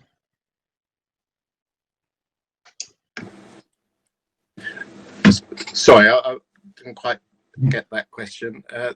This is a question relating to the spacing between the vehicle tracking and the walls. Yes, correct. Because we don't really know. I mean, we were told at our briefing, Rob, that it was between 10 and 20 centimetres at the closest point. Right. Yes. Is that correct? Is that correct? Well, I presume so. That's what you did the swept path analysis, not me. I'm just asking. We didn't do the swept path analysis. Robert West, the transport consultants, did the analysis. We reviewed it. But you were happy with that, were you? That fits in with your model. We don't have a model, but when they do the assessment, they use the vehicle types that are representative of what they believe is going to go along the route, and that the software will... Chair, sorry, I can't hear a word Mr. De Castro saying. It's like you've been a dustbin. Right. Sorry about that. The vehicles that are used on the CAD assessment for doing the swept path analysis are representative of the vehicle types that are expected to go along those routes, and so that they will have the required tolerances built in. So whatever the assessment produces in terms of spacing, which should be representative. Sorry, I don't understand what representative means. It's either 10 centimetres, and is there enough tolerance? I keep on coming back to this. Is there enough tolerance in the swept path analysis for you to feel comfortable that these big lorries will not get into trouble down there? And this is my issue. Yes, that was our conclusion based on the review of the swept path analysis that was provided to us by Robert West. But you agree it's 10 centimetres, between 10 and 20 centimetres? Yes, I'm not quite sure where you're quoting from on there, but that's what we were told. Right. Now, I feel as though I'm being made out to be a liar, yeah? And it's not great. No, I really do. I feel Thank you for the assessment. forget it, Mr. Castro. Don't worry about it. I'll leave it out there. Thank you. Thank you. Sure. Okay. Okay. Sorry about that, Councillor Crowley, that you didn't get the answer that you needed. What we'll do now, I think, as we've got no other questions for Councillor Green. I have. Oh, sorry. Did you put it in the chat? Yeah, I did. I'm sure I did. Oh, sorry. Never mind. Go on, Councillor. I've tried to calm down and get myself. But really, I want to come back on the tail end of Councillor Crowley's question, which originated from Councillor Green. So the transport assessment has been provided by the applicant. We haven't done it ourselves as an authority. Is that correct? Yeah. So yeah, Robert West. Oh, so if there's enough money in it, you could drive a jumbo jet on paper down your back streets. Not while we've got COVID-19 and are trying to stop the air pollution. But you could, yeah. But we won't have it tested because the authority doesn't think it pertinent. No, that sums it up. Thank you, Councillor. I think you've nailed it. Thank you. Thank you, Councillor Shields, for your question. Cool. Thank you. So I think that is all we've got in terms of questions for councillors. Thank you very much, Councillor Green, and thank you very much, Ms Howes, for joining us today. What I suggest we do is take another couple of minutes to have a break, as a comfort break, to give people enough time to log off, so the two speakers, and then we'll come back and start the debate. So I want to thank Councillor Green and Ms Howes. If people want to pop off for another 2 minutes, and then we'll start again and start the debate.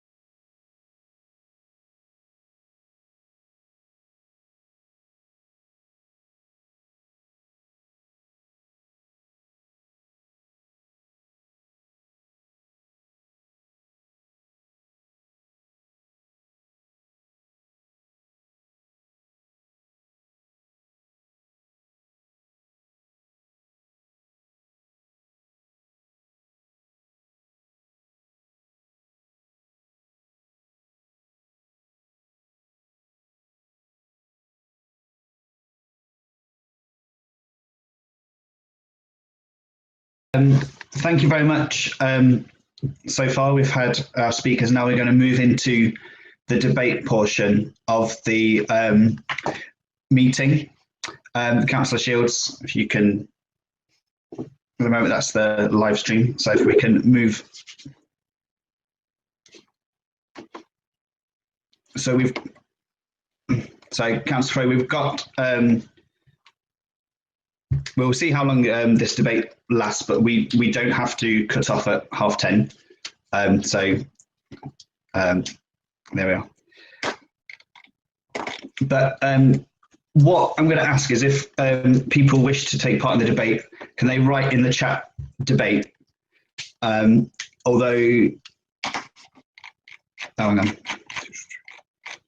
Yeah, so if anyone wants to take part in the debate, can they please write debate in the chat function? Councillor Crowley, we can extend as long as we want, I think. Okay, Councillor Gallagher's asked to debate. We'll see how long this discussion takes. We don't have a cut-off at the moment. So, Councillor Gallagher, do you want to kick us off? I think so. Is that working? Yeah. I'm never quite sure. Right. It's a very difficult one. I mean, if you go over to Carew Manor, I mean, it's a lovely, lovely building to be in. We had difficulty a little while ago agreeing to put on, I think it was 2 porta cabins in for the children because they needed more space. Not ideal. We did find, I think, that quite difficult to agree. It's a lovely park as well. I like a beautiful park. So I am finding it very, very difficult. We know that children who have got a disability of this type need special accommodation, and I think we'd all agree that that is a worthwhile thing to try and do. And the building itself has been, I think, looked at and passed, has been quite a good design for the problems that are there. I kind of feel, the government department has really sort of kicked the ball over the bar, and now that the inspector is involved, I think it's very difficult for us to really make a definite decision about it. That's what I would say. I think it's very difficult.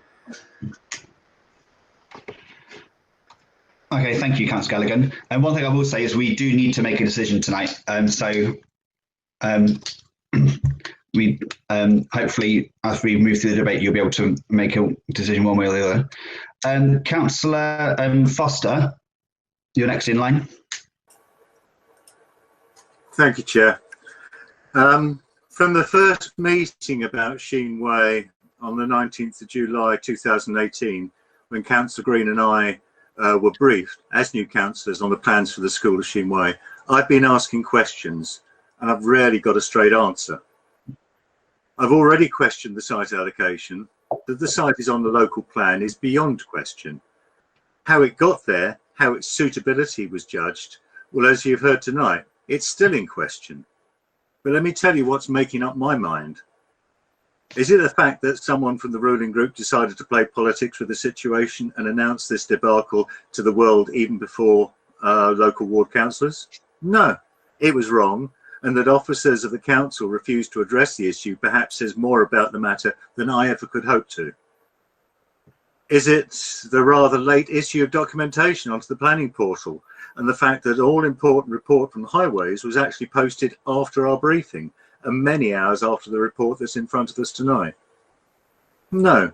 Anyone who's read the highways report will wonder who is more culpable of the application being taken out of this committee's hands, the London Borough of Sutton or the applicant and their agencies. Is it the construction and logistics plan that's got more holes than my kitchen colander? No, the committee can make its own mind up about an applicant who consistently refuses a practical test run with a real HGV and has multiple iterations of a swept path analysis that prove nothing.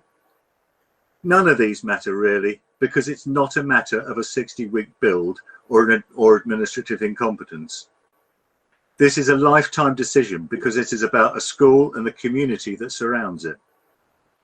Returning to Mr. De Castro's report, pages of dialogue about construction and just a postscript about the school travel plan. A plan that quotes the expectation of 88% of school traffic to arrive via Plough Lane and the Chase. That means these children have to negotiate the heavy traffic on Plough Lane, school traffic at Highview Primary, which has got 450 plus pupils. We have a car park that is quoted as being able to accommodate just 70% of total requirements, not 100% of total requirements, 70% of total requirements, and a travel plan that demands a very specific arrival and departure process. With cars and buses coming from all over the borough, how on earth are they going to arrive in nice order and not block Headley Avenue and beyond? To put a scale on the problem, I've got a photo here that's actually on the front of a Wise report. I hope that people can see it because it's actually a picture of a typical Sutton Community Transport minibus next to, just to give it a scale, a transit van, and they're in Headley Avenue. That's the scale of the problem we've got. Now, if you're talking about minibuses as well, if you look at that school travel plan, reference is made to 5 school-owned vehicles, but there is not a single mention of them or any anticipated movement of those buses, not in any travel plan, not in any of the numbers. And it is capacity that comes to the real crux of the matter.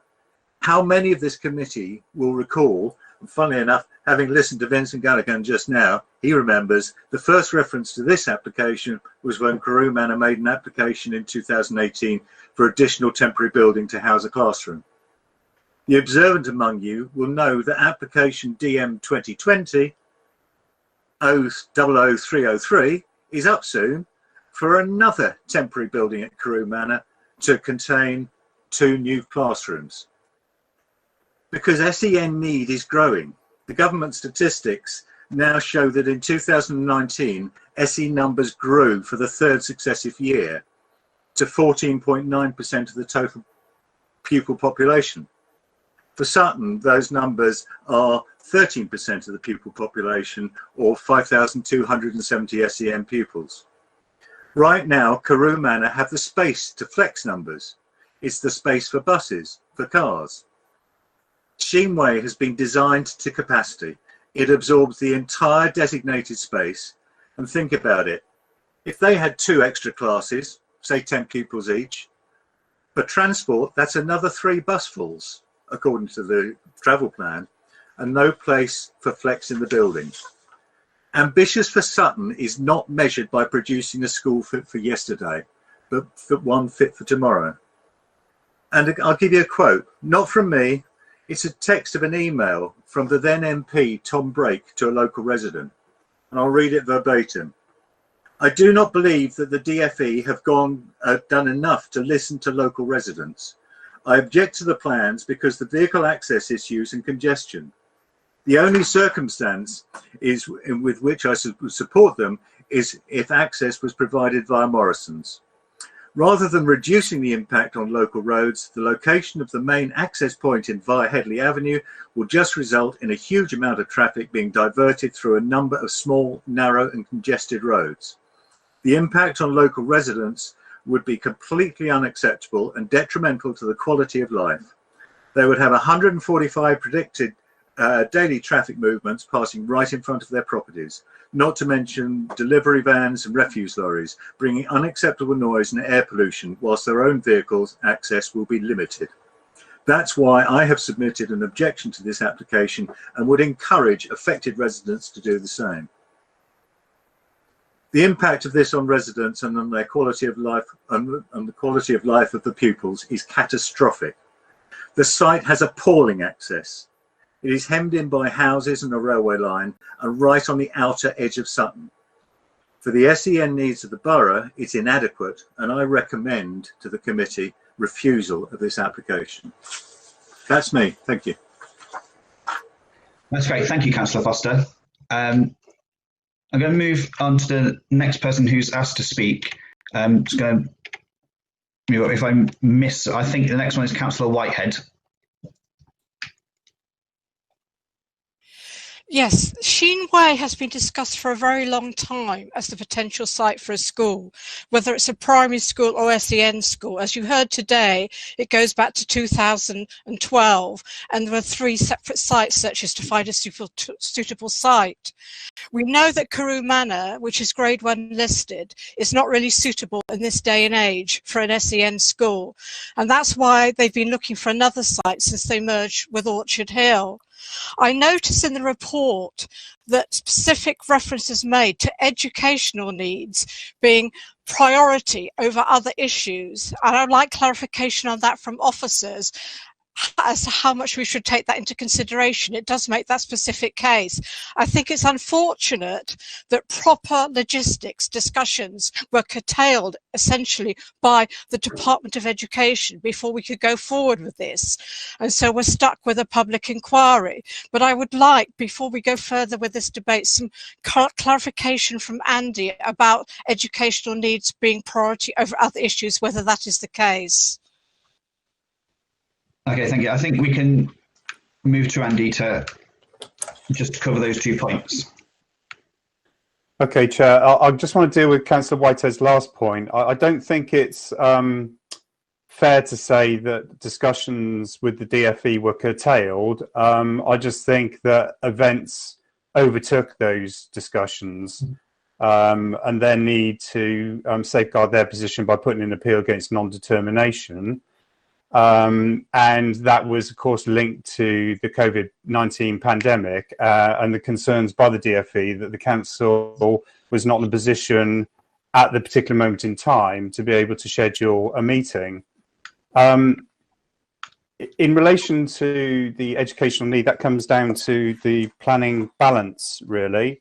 And in the report, it does say that that considerable weight should be given to educational need, but it's not an overriding consideration. But I think there has to, what we're saying in the report is there has to be very, very good reasons why the council would turn down the application in the face of that argument, which is set out in the local plan against the educational need.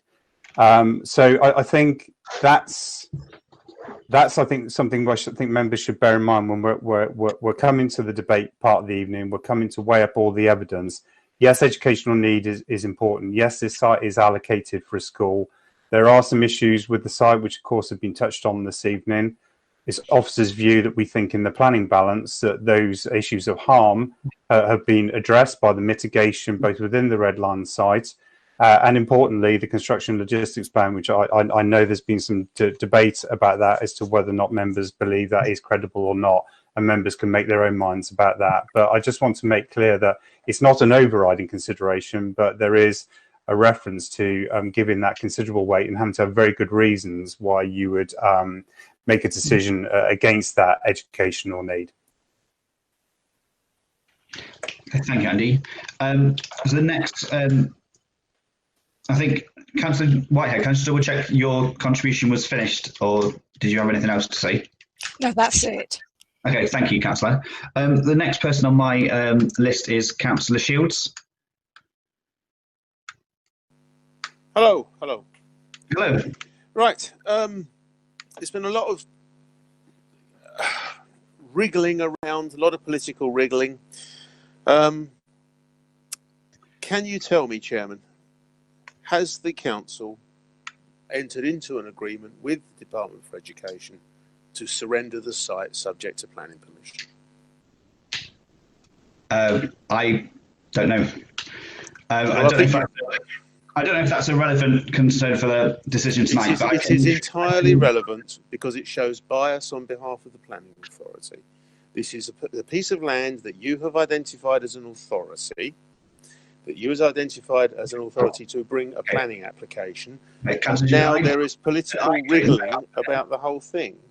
I'm happy to pass that on. All I can tell you is I personally don't know. I'm sure there are officers that do, and I'll get an answer for you. So the most senior member of the planning department, which is yourself, doesn't know. I've told you that I did not know the answer to that question. Councillor, sorry, Mr. Webber, do you want to come in on that?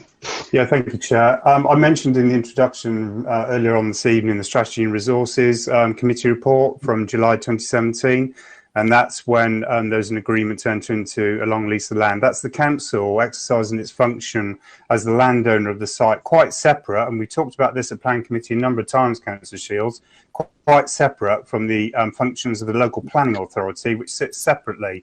The recommendations and the minutes of that meeting, you will see, if you look them up, do say that it's all subject to planning. And furthermore, despite the fact that this site has been identified in the local plan for an SEN school and open space, it is a misconception to believe that that is tantamount to granting planning permission. Yes, it sets a policy, but in actual fact, you can only determine whether or not a site can come forward by going through the very detailed granular analysis that's been carried out as part of the pre-application and application discussions leading up to this report and this discussion before us this evening.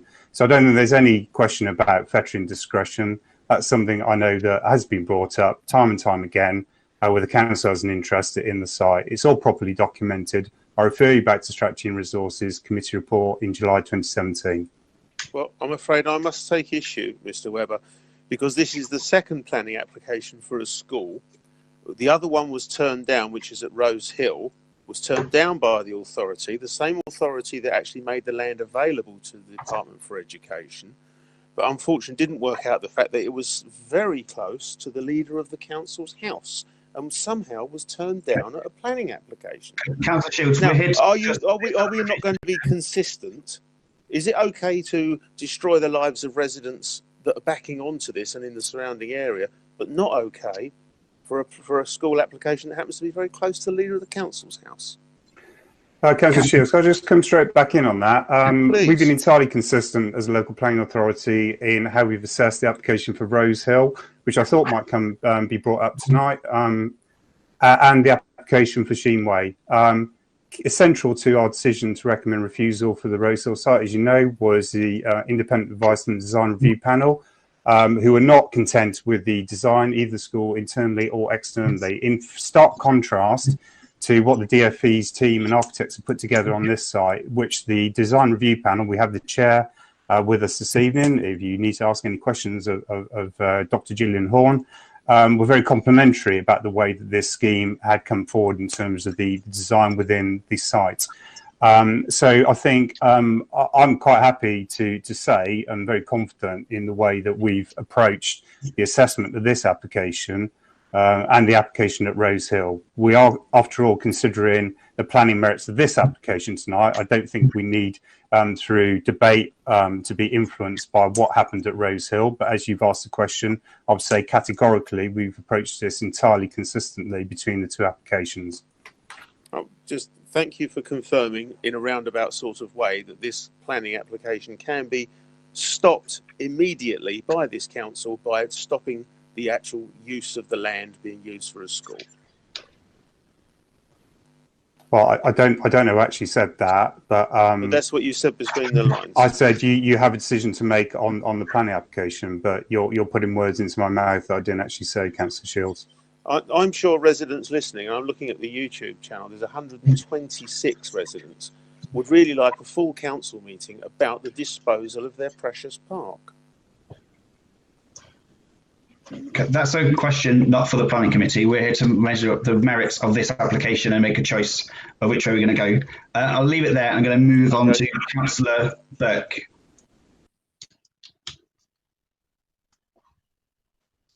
Yeah, thank you, Chair. I mean, this is an extremely difficult decision. I think it's the most difficult decision that I've been involved in 6 years on the planning committee. I feel it's unfortunate that the applicant didn't talk to this committee this evening so we could get their view. I think that would have helped enormously as to how the school's going to function, etc., etc. There's a number of questions I would like to have asked on that front. The big difficulty for me is not the design. I think the design is good, which was the difficulty with the Rose Hill School. The design was very poor. The location is the problem, and it's mainly for the access reasons. And I'm conscious of the planning document that the officers have put before us. And of course, the officer's role in this is independent. I think, you know, there's not a political role in this at all, as we should all be aware. And we are here to represent people in the borough and make a sensible decision. And it's not just people in this area, but of the whole borough. And we have to be very aware of that fact. And I'd just like to draw our attention back to the committee papers and to point 5.6, which refers to policy, and it's highlighted and underlined, or it's in bold and underlined. We should only refuse where there are demonstrable negative local impacts which substantially outweigh the desirability of establishing a new school, which cannot be addressed through the appropriate use of planning conditions or obligations. And I think that's a key message, and officers have highlighted that for that reason. And this is what where we should be focusing our decision. And having said that, as I say, I find this a really difficult decision to make, but I am not convinced that the access is good enough for me to vote in favour of this application. I really think it's flawed. You've got another school just up the road, and we've all got schools in our wards, and we know just how badly parents behave and block roads. Now you're going to have another school just down the road from it.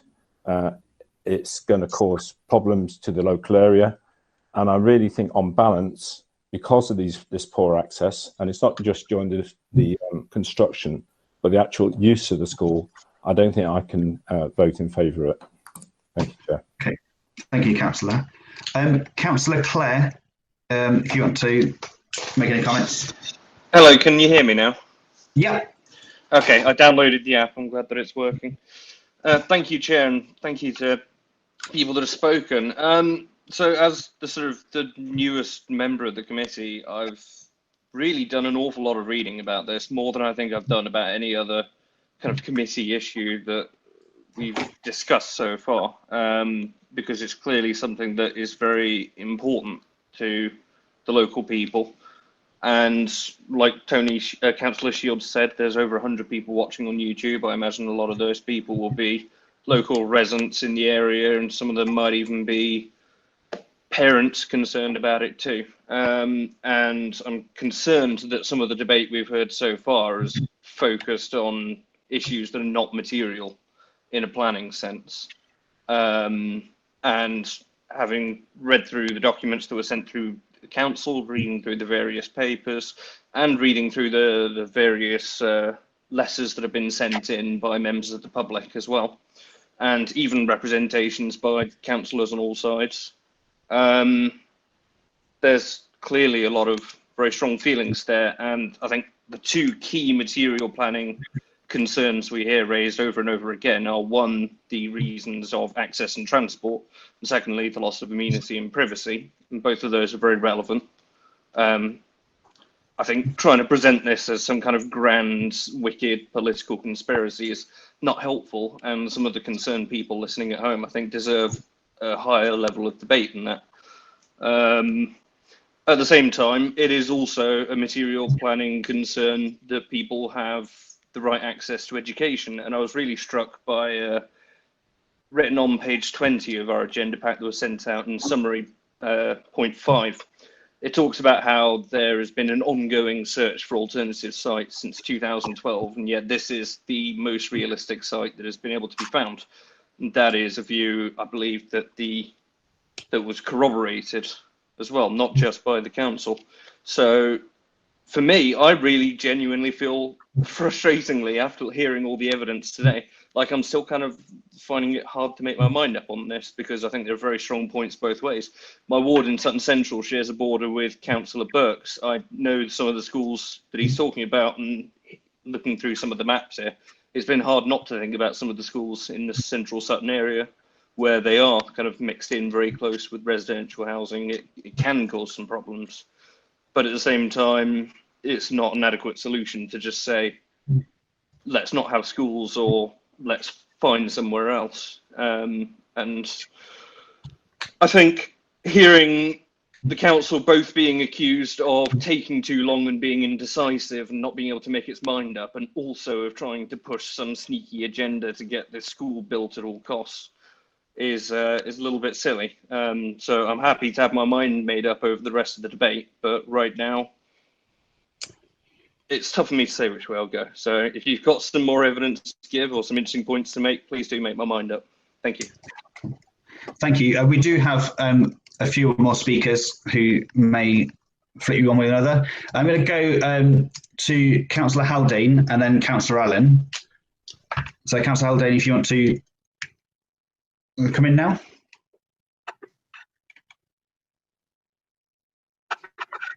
Thank you, Chair. Can you hear me? Yeah. Yeah, echo what my colleagues have said, in that it's a very, very difficult decision to make, and a tricky application that's before us.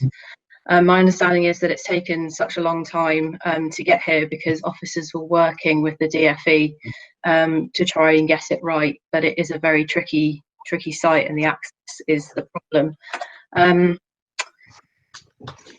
The design, however, as we heard from the officer's presentation, the DRP said that it demonstrates a level of support, care and consideration, and would provide high quality learning environment for SEN students, which is what is desperately needed.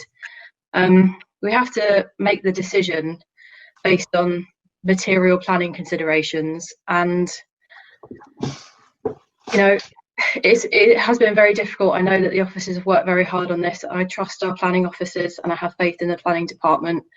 I've not been convinced by any of the reasons to vote against their recommendation.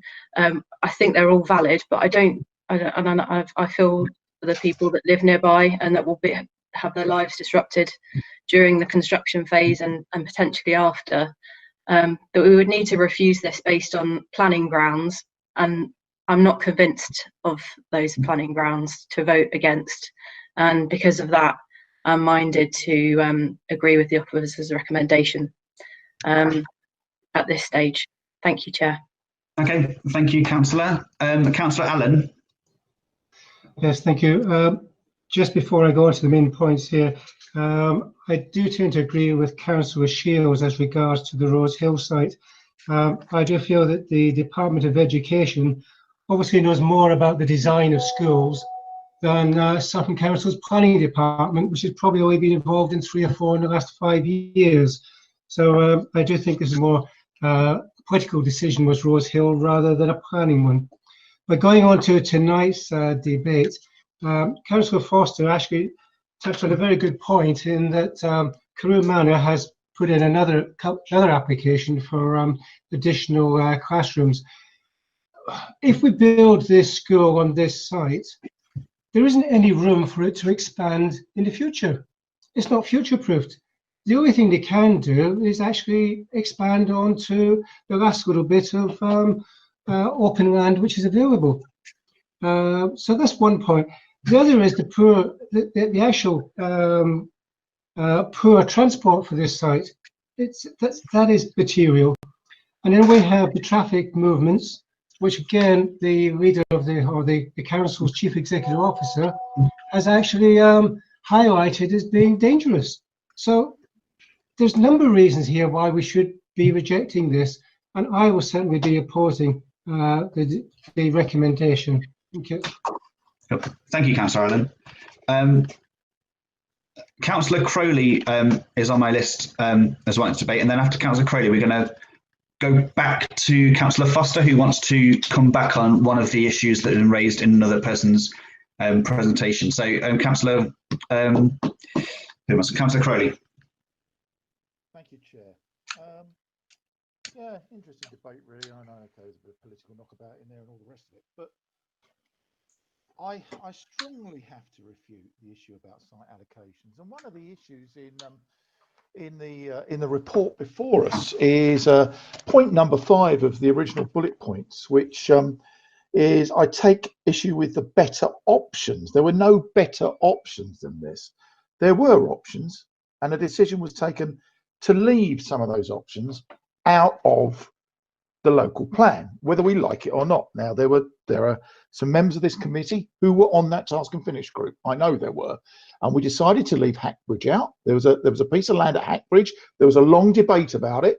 We tried to get it in there, and the administration said no. There wasn't really a clear reason for it.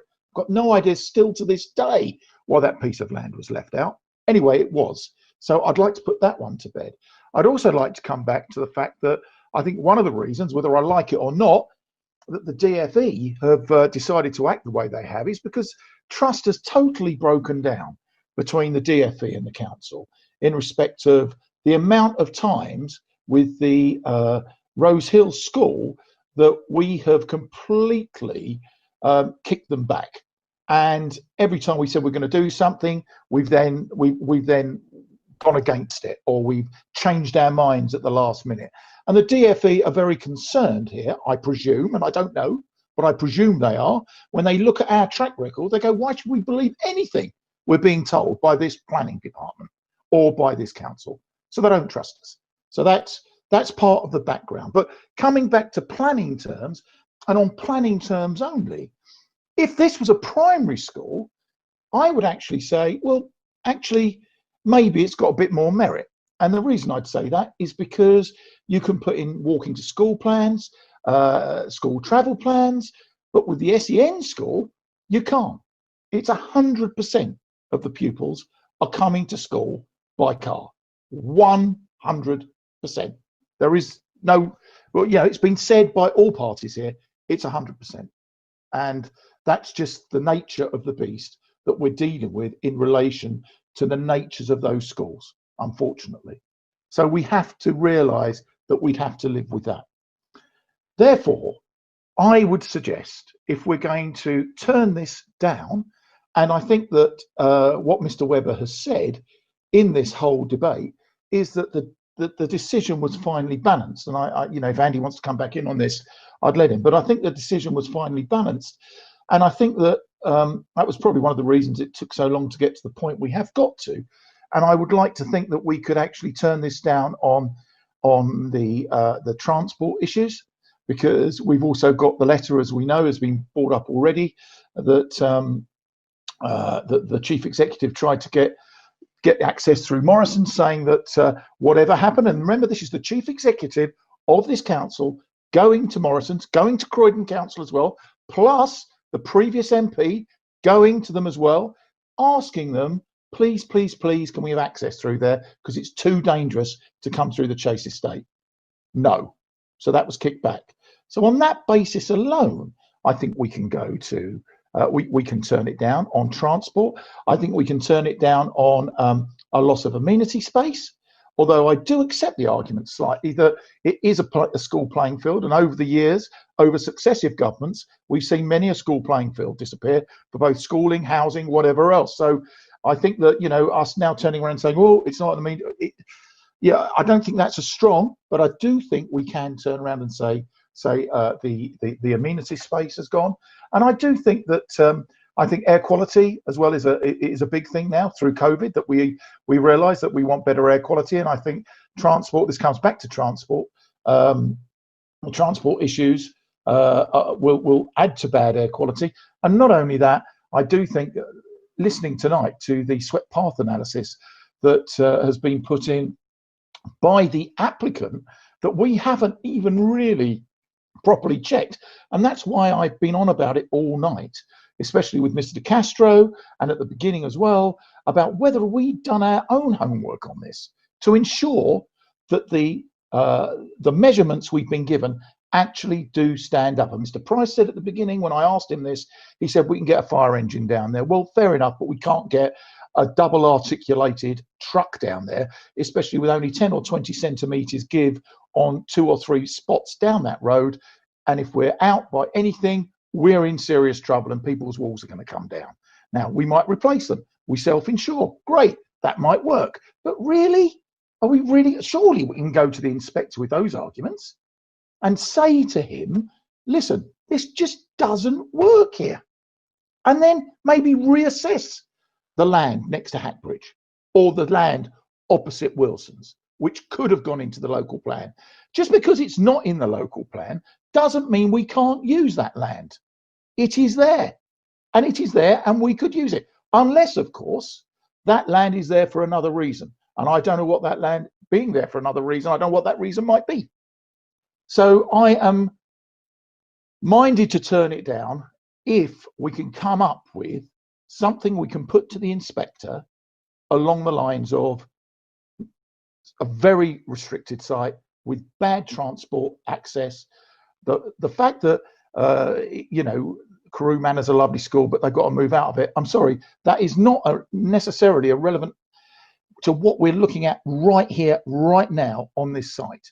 It is very important for the local people to feel that they're safe in their houses, safe in the area, and to make sure that we can get them reassured that their lives are not going to be completely taken away.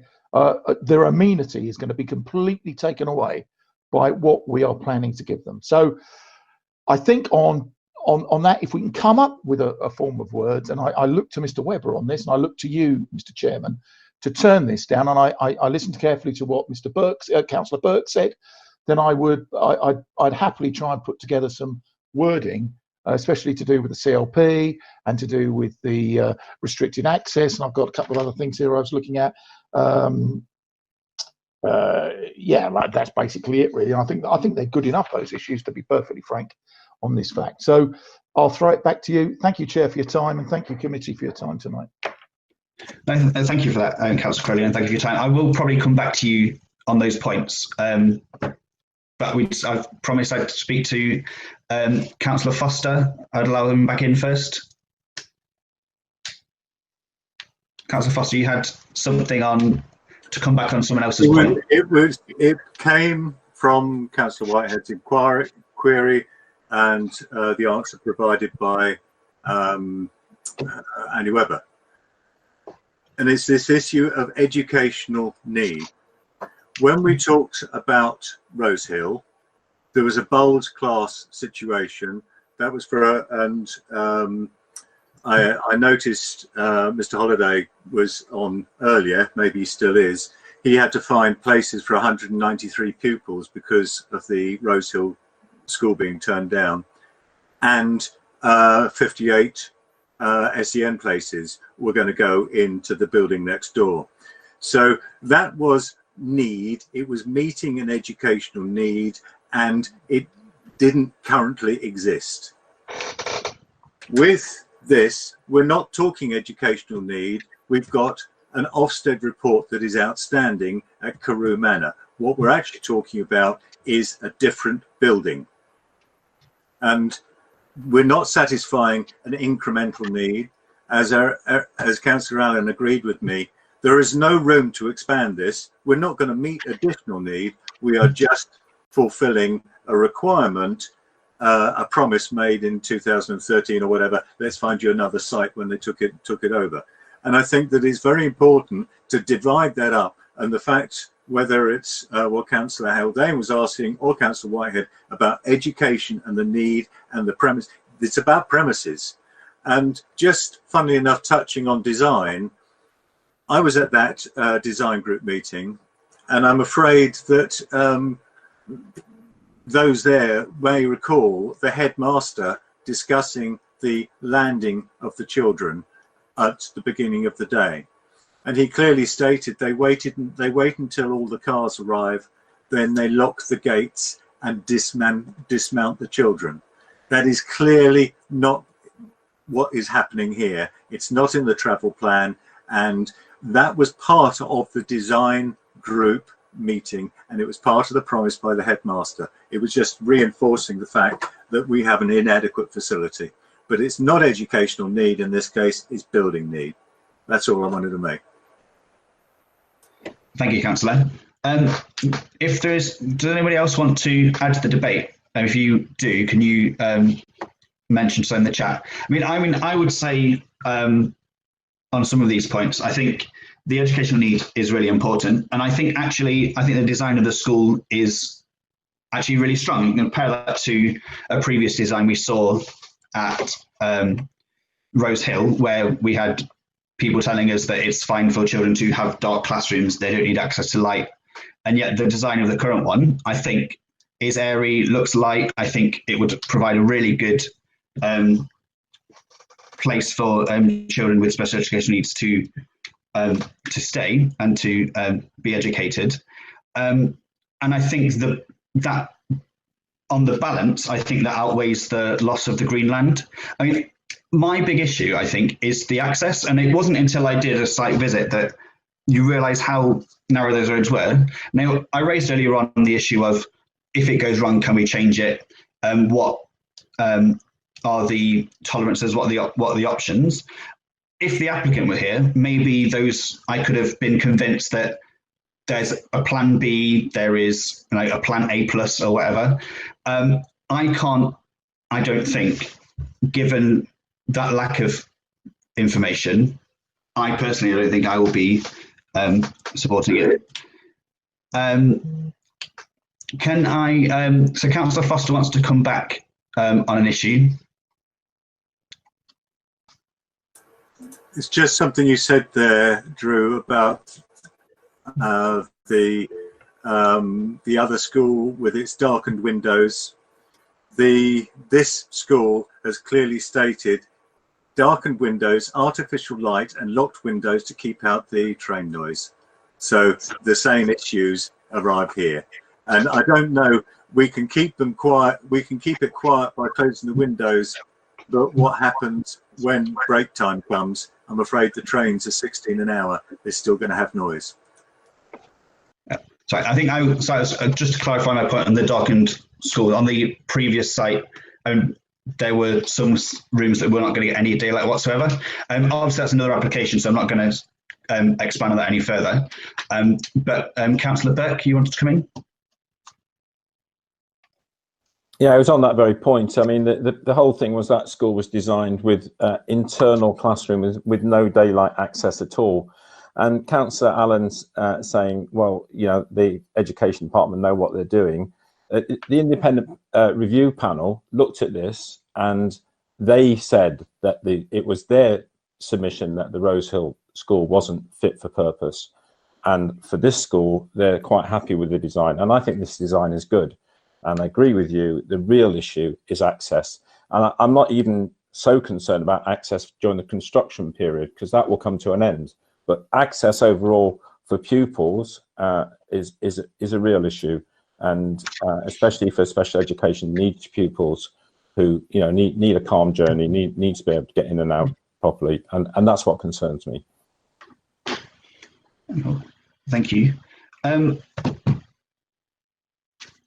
Okay, is there anyone else who wants to add to the debate? Otherwise, I might go back to Councillor Crowley to elucidate some of his points and maybe bring in Mr. Webber, because I think the first motion we might be moving on tonight is one to refuse, and we'll see how that one goes. But Councillor Crowley, do you want to go over things you're well, I mean, I would obviously have to take advice from from Mr. Webber, because Mr. Webber did mention that it was a finely balanced argument. So I'd like to hear from him on, if it is that finely balanced, what it would be on the other side, because there must be a counter argument to his finely balanced argument. So I'd just like to hear what he's got to say if we were minded to refuse. Was that all right, Claire? I'm just asking because I mean. Yeah, no, absolutely. Yeah. So, Chair, would you like me to respond? Yeah, if I can. I mean, When we refer to matters being finely balanced, there are a number of things which we tried to flesh out in the report. One, and there's been very little mention, it has to be said, by any members at all about what's happening within the red line of this site this evening. In terms, there's been some comments about the loss of the open space, but I mentioned earlier the mitigation that officers have negotiated to compensate for some of that impact around flood risk, biodiversity, tree planting, etc., and the fact that the design has been commended by the design review panel. I think the point about the matters being more finely balanced, members would have to take a view as to whether or not those things I've just mentioned are good enough reason to mitigate against the concerns raised by residents about the loss of the green field. And it is a playing field, Councillor Crowley, you're absolutely right. So there is that moot point as to whether or not we are actually depriving the area from public open space. It's officers' submission that we're not, but we do have to recognise that the public have had access, de facto access to that site for quite a period of time. So we do have to accept that. Where it becomes very finely balanced, we do draw this out in the report, is with the construction logistics plan. We specifically said in the report that this is a kind of a methodology that has been agreed between two sets of highways experts. And we do acknowledge in the report that that is obviously fine as a kind of a methodology. In practice, and questions have been raised about if it goes wrong, what happens about enforcement. You can never give a cast iron guarantee that it's going to work absolutely in practice.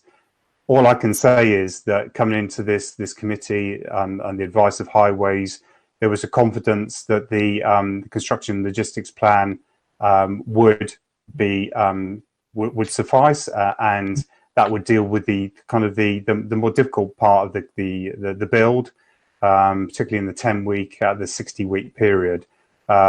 After which, I mean, I don't think, quite honestly, we have a concern about this development in its operational phase and how, you know, the site layout, the planning of the design, how that impacts for the future. Where it's more finely balanced, as I said, is around the construction logistics plan. It's for members to decide whether or not they feel that they're convinced with what's on the table this evening, as set out in the report and as kind of explained further in the questions to the Highways team. So I hope that answers that question for now, at least. Okay, thank you, Andy. I'm going to move to Matt now, just to explain the process going forward about how we vote on these motions here tonight. Matthew, can you come in? Yes, thank you, Chair. Hopefully members can hear me. So the recommendations that you have tonight are on, I believe, page 15. So before we move to a vote on them, I think, Chair, perhaps you'd just like somebody from planning to perhaps, Mr. Webber, just to summarise really clearly what it is you're being asked to vote on. So the recommendations would be the first vote. So you would be essentially voting, do you or do you not agree with the recommendations? I would take us through a roll call for that. If the recommendations are agreed, then of course that's the item concluded, there's been a decision made. If the recommendations are not agreed, then we would then look to a member to move an alternative motion. So that might be, for example, a motion to defer or a motion to refuse the application. So I'll just hand back to you there, Chair, unless there's anything else you'd like me to clarify, and then perhaps Mr. Webber might like to come in. Okay, thank you. I mean, I don't think we can have a motion to defer at any point today. We have to make a decision today, so it's one or the other. I don't, unless Andy wants to come in on the back of what Matthew's just said, I'm happy to move to the vote on the officer's recommendation that we approve, and then if that falls, we think about something else. But Andy, do you want to say something before we start?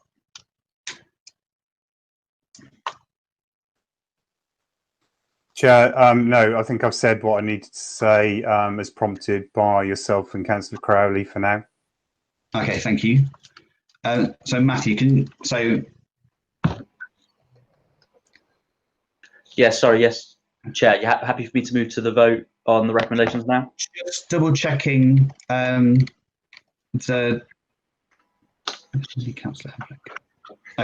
fine. So yes, we can move to the vote. Yes, of course. Okay, thank you, Chair. So members, I'll move through a roll call as before. As I read your name, please turn on your microphone and camera if you can, and state if you are voting for, against, or abstain on the recommendation. And just to reiterate, the recommendation and the conditions are on page 15 of the agenda pack. After you've spoken, please switch your microphone and camera to off. If I don't hear from a member straight away, I'll ask for them again. And again, if I don't hear from them for a second time, I'll come back to them at the end of the roll call. Just to be clear, if a member is not present on the call when I've asked for their vote for several times, their vote won't be recorded, but hopefully we don't get to that point. So I'll just begin on the roll call now. Councillor Eric Allen, what's your vote? Against. Thank you. Councillor Richard Clare. For. Councillor Tim Crowley. Against. Councillor Tim Foster. Against. Councillor Vincent Gallagher. Against. Councillor Amy Haldane. For the recommendation. Yeah. Councillor Tony Shields. Against. Councillor Jill Whitehead. For. Councillor Kevin Burke. Against. And Councillor Drew Heffernan. Against. Thank you. So I'll just confirm, if I can, Chair, I've got that vote as 3 votes for and 7 votes against the recommendation with no abstentions. Yeah. That's yeah. So that motion has fallen. Do we have an alternative motion from another member? Yeah, Drew, I'll come in if you want. Yeah, sure. Thank you. I propose that we refuse this. How does it have to be originally? How does it have to be worded? I'm looking to other members on the actual wording of this to begin with. I can, if I can, Chair, I can perhaps say here that the specific language doesn't need to be here now. We just need to have very clear material planning reasons why you would move to reject. So just to be clear, if let's suppose you moved to refuse on the grounds of something to do with highways and traffic access, if another member agrees that that's a reason to refuse, they would vote with you.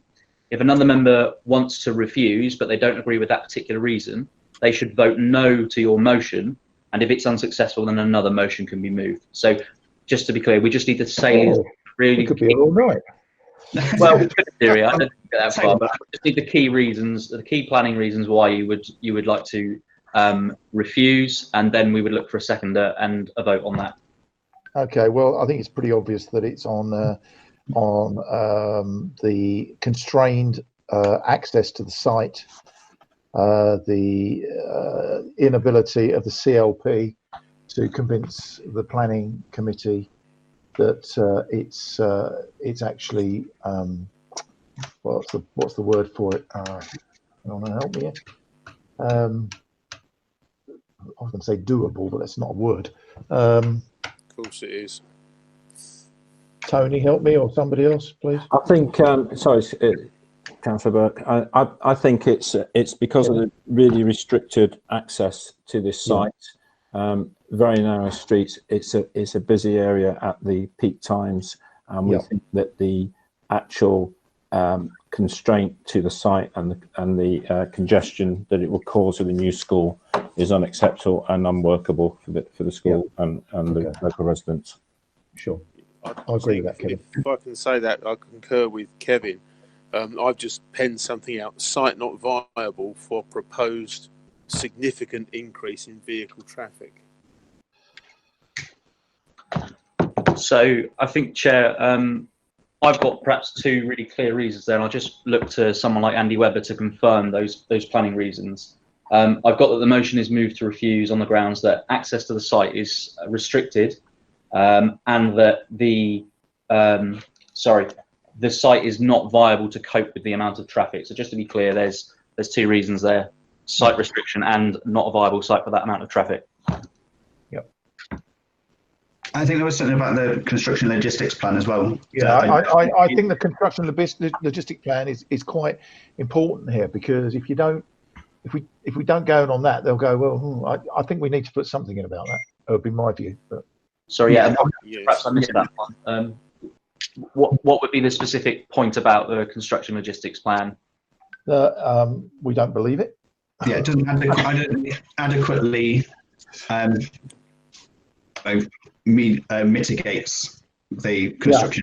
Yeah. It doesn't offer enough mitigation.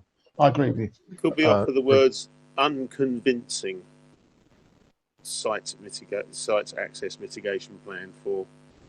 After all, we are a committee. We're either convinced by the evidence we see before us, or we refute it.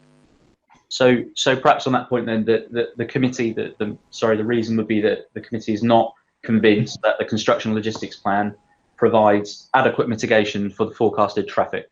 Yeah, I think that's fair. Yeah, I think so. Thank you. Is it worth putting in that the site doesn't offer any future development potential as regards to school? Yeah, can't. I don't think we can do that, Eric, because it's in the local plan. Okay. Yeah. Okay, so I think, Chair, we've got a motion which I would just reiterate in a moment, just to be clear what members are voting on, which has 3 quite clear reasons in it. Can I just ask that a planning officer confirms that these are suitable planning reasons, or material reasons for refusal, and then if so, I'll perhaps move to a vote on this motion. Chair, if I can, excuse me, if I can come in. So we talked about matters which are finely balanced. What I'm hearing there is 3 counter reasons that have been put forward to the officer's recommendation to approve this evening, which all seem interrelated. And I just want to be clear that members are concerned about operational traffic as well as construction traffic. Yes. What I think I do have to reiterate, though, is that if it is members' will that officers contest the appeal on these grounds, then they must be substantiated by evidence. Okay. And I just need to sound a kind of a cautionary note, because it wouldn't be right if I didn't, that we have had the transport advisors from the DFE and the transport advisors from the local highway authority both working to in a position of agreement that they feel that the construction logistic plan works. So that is going to pose some challenges in terms of the case that we would have to take to a planning appeal, and it will pose some questions as to how we amass the evidence as to whether there would be significant or severe harm to the local road network, because that's the test under the National Planning Policy guidance. But Mr. Webber, the inspector. Sorry, can I just finish what I'm saying? Andy, is it correct that after I questioned Mr. De Castro on this about whether or not he had actually done and looked at the measurements and everything that he'd been given by the applicant, and whether he was happy with them. He actually hasn't gone out there himself, and there has been no truck test. There's still been no truck test. Okay. Councillor Crowley, I was just trying to get through what I was going to say, and clearly members can act on that advice accordingly. I understand the point that's been made, and yes, there was conversations about a live route test. As I said earlier, quite what a planning inspector will make of being presented with a very detailed construction logistics plan at a planning appeal, which 2 sets of highways experts have agreed with, is another matter. And you know, there you're in the kind of the hands of the planning inspectorate, so we can't guarantee the outcome there. But I just need to all I was trying to do is just to emphasize the importance that these reasons will need to be substantiated by clear evidence that there will be substantial harm.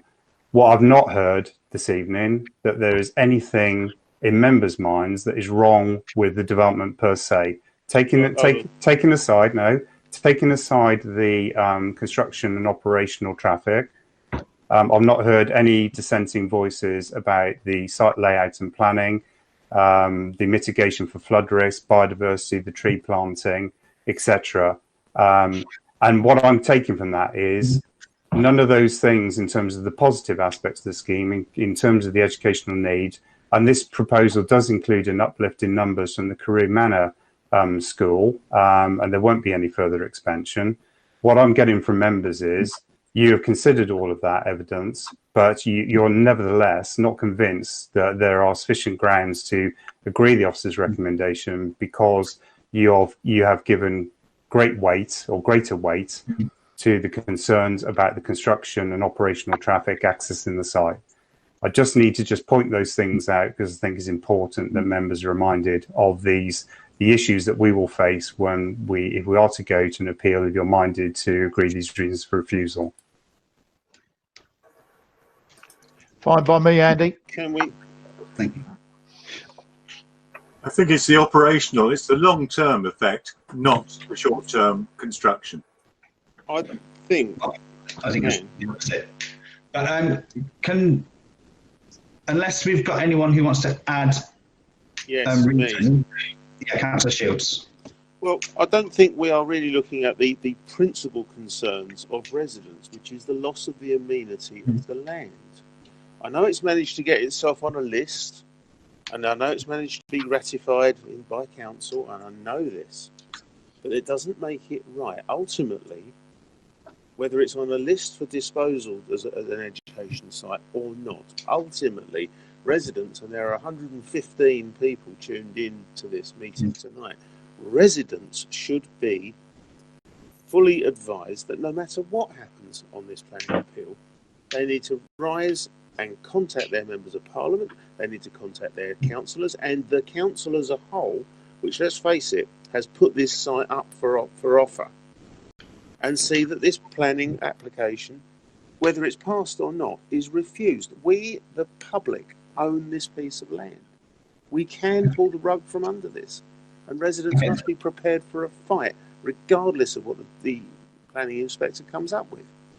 We own the land. It's ours.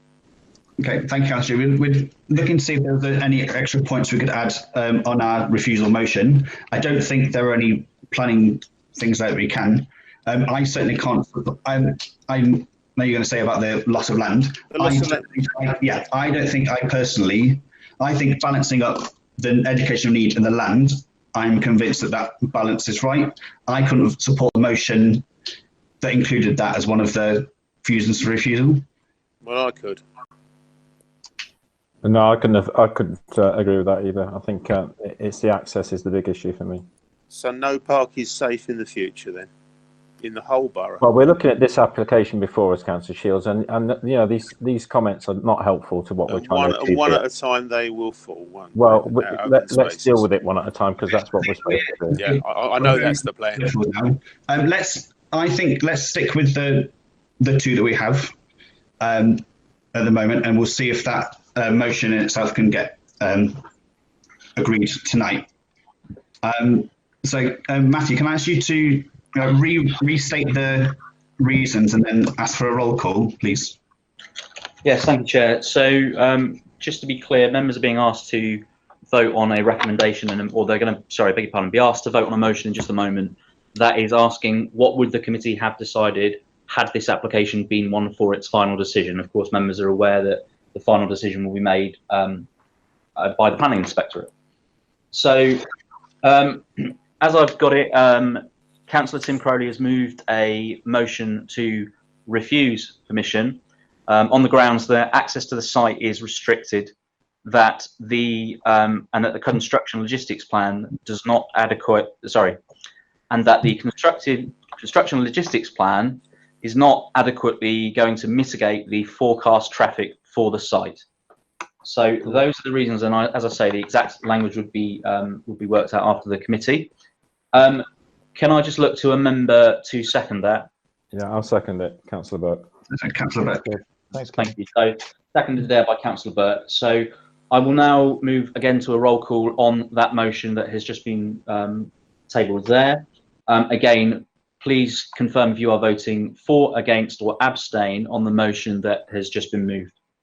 So, starting off, Councillor Eric Allen. I agree with the motion. Thank you. Councillor Richard Clare. I'll abstain. Councillor Tim Crowley. I agree with the motion. Yeah. Councillor Tim Foster. I agree with the motion. Councillor Vincent Gallagher. For. Councillor Amy Haldane. Abstain. Councillor Tony Shields. I agree with the motion to refuse this application. Thank you. Councillor Jill Whitehead. Abstain. Councillor Kevin Burke. I'm for the motion. And Councillor Drew Heffernan. For. Thank you, Chair. So my tally there is that that's 7 votes for the motion to refuse for the reasons given, 0 votes against, and 3 abstentions. Thank you. Thank you, Chair. And that's the count I got as well. Okay, thank you. That, as we've now passed a motion, that brings to the end of the evening, brings to the end of business tonight. Thank you to everyone who's been on the call today. It's been a long application. It's been a very long meeting, and I think we've had a wide-ranging debate. And I think we should all go away now and go to sleep. So thank you very much, and I shall see you next week. Heffernan, I'd just like to say thank you to the officers. It's been a really difficult debate for them. They've been very professional throughout. It was a good report. I'd just like to say thank you from my personal point at least. Thank you. Bye. Thank you. Bye, Councillor Crowley. Bye, Councillor Shields.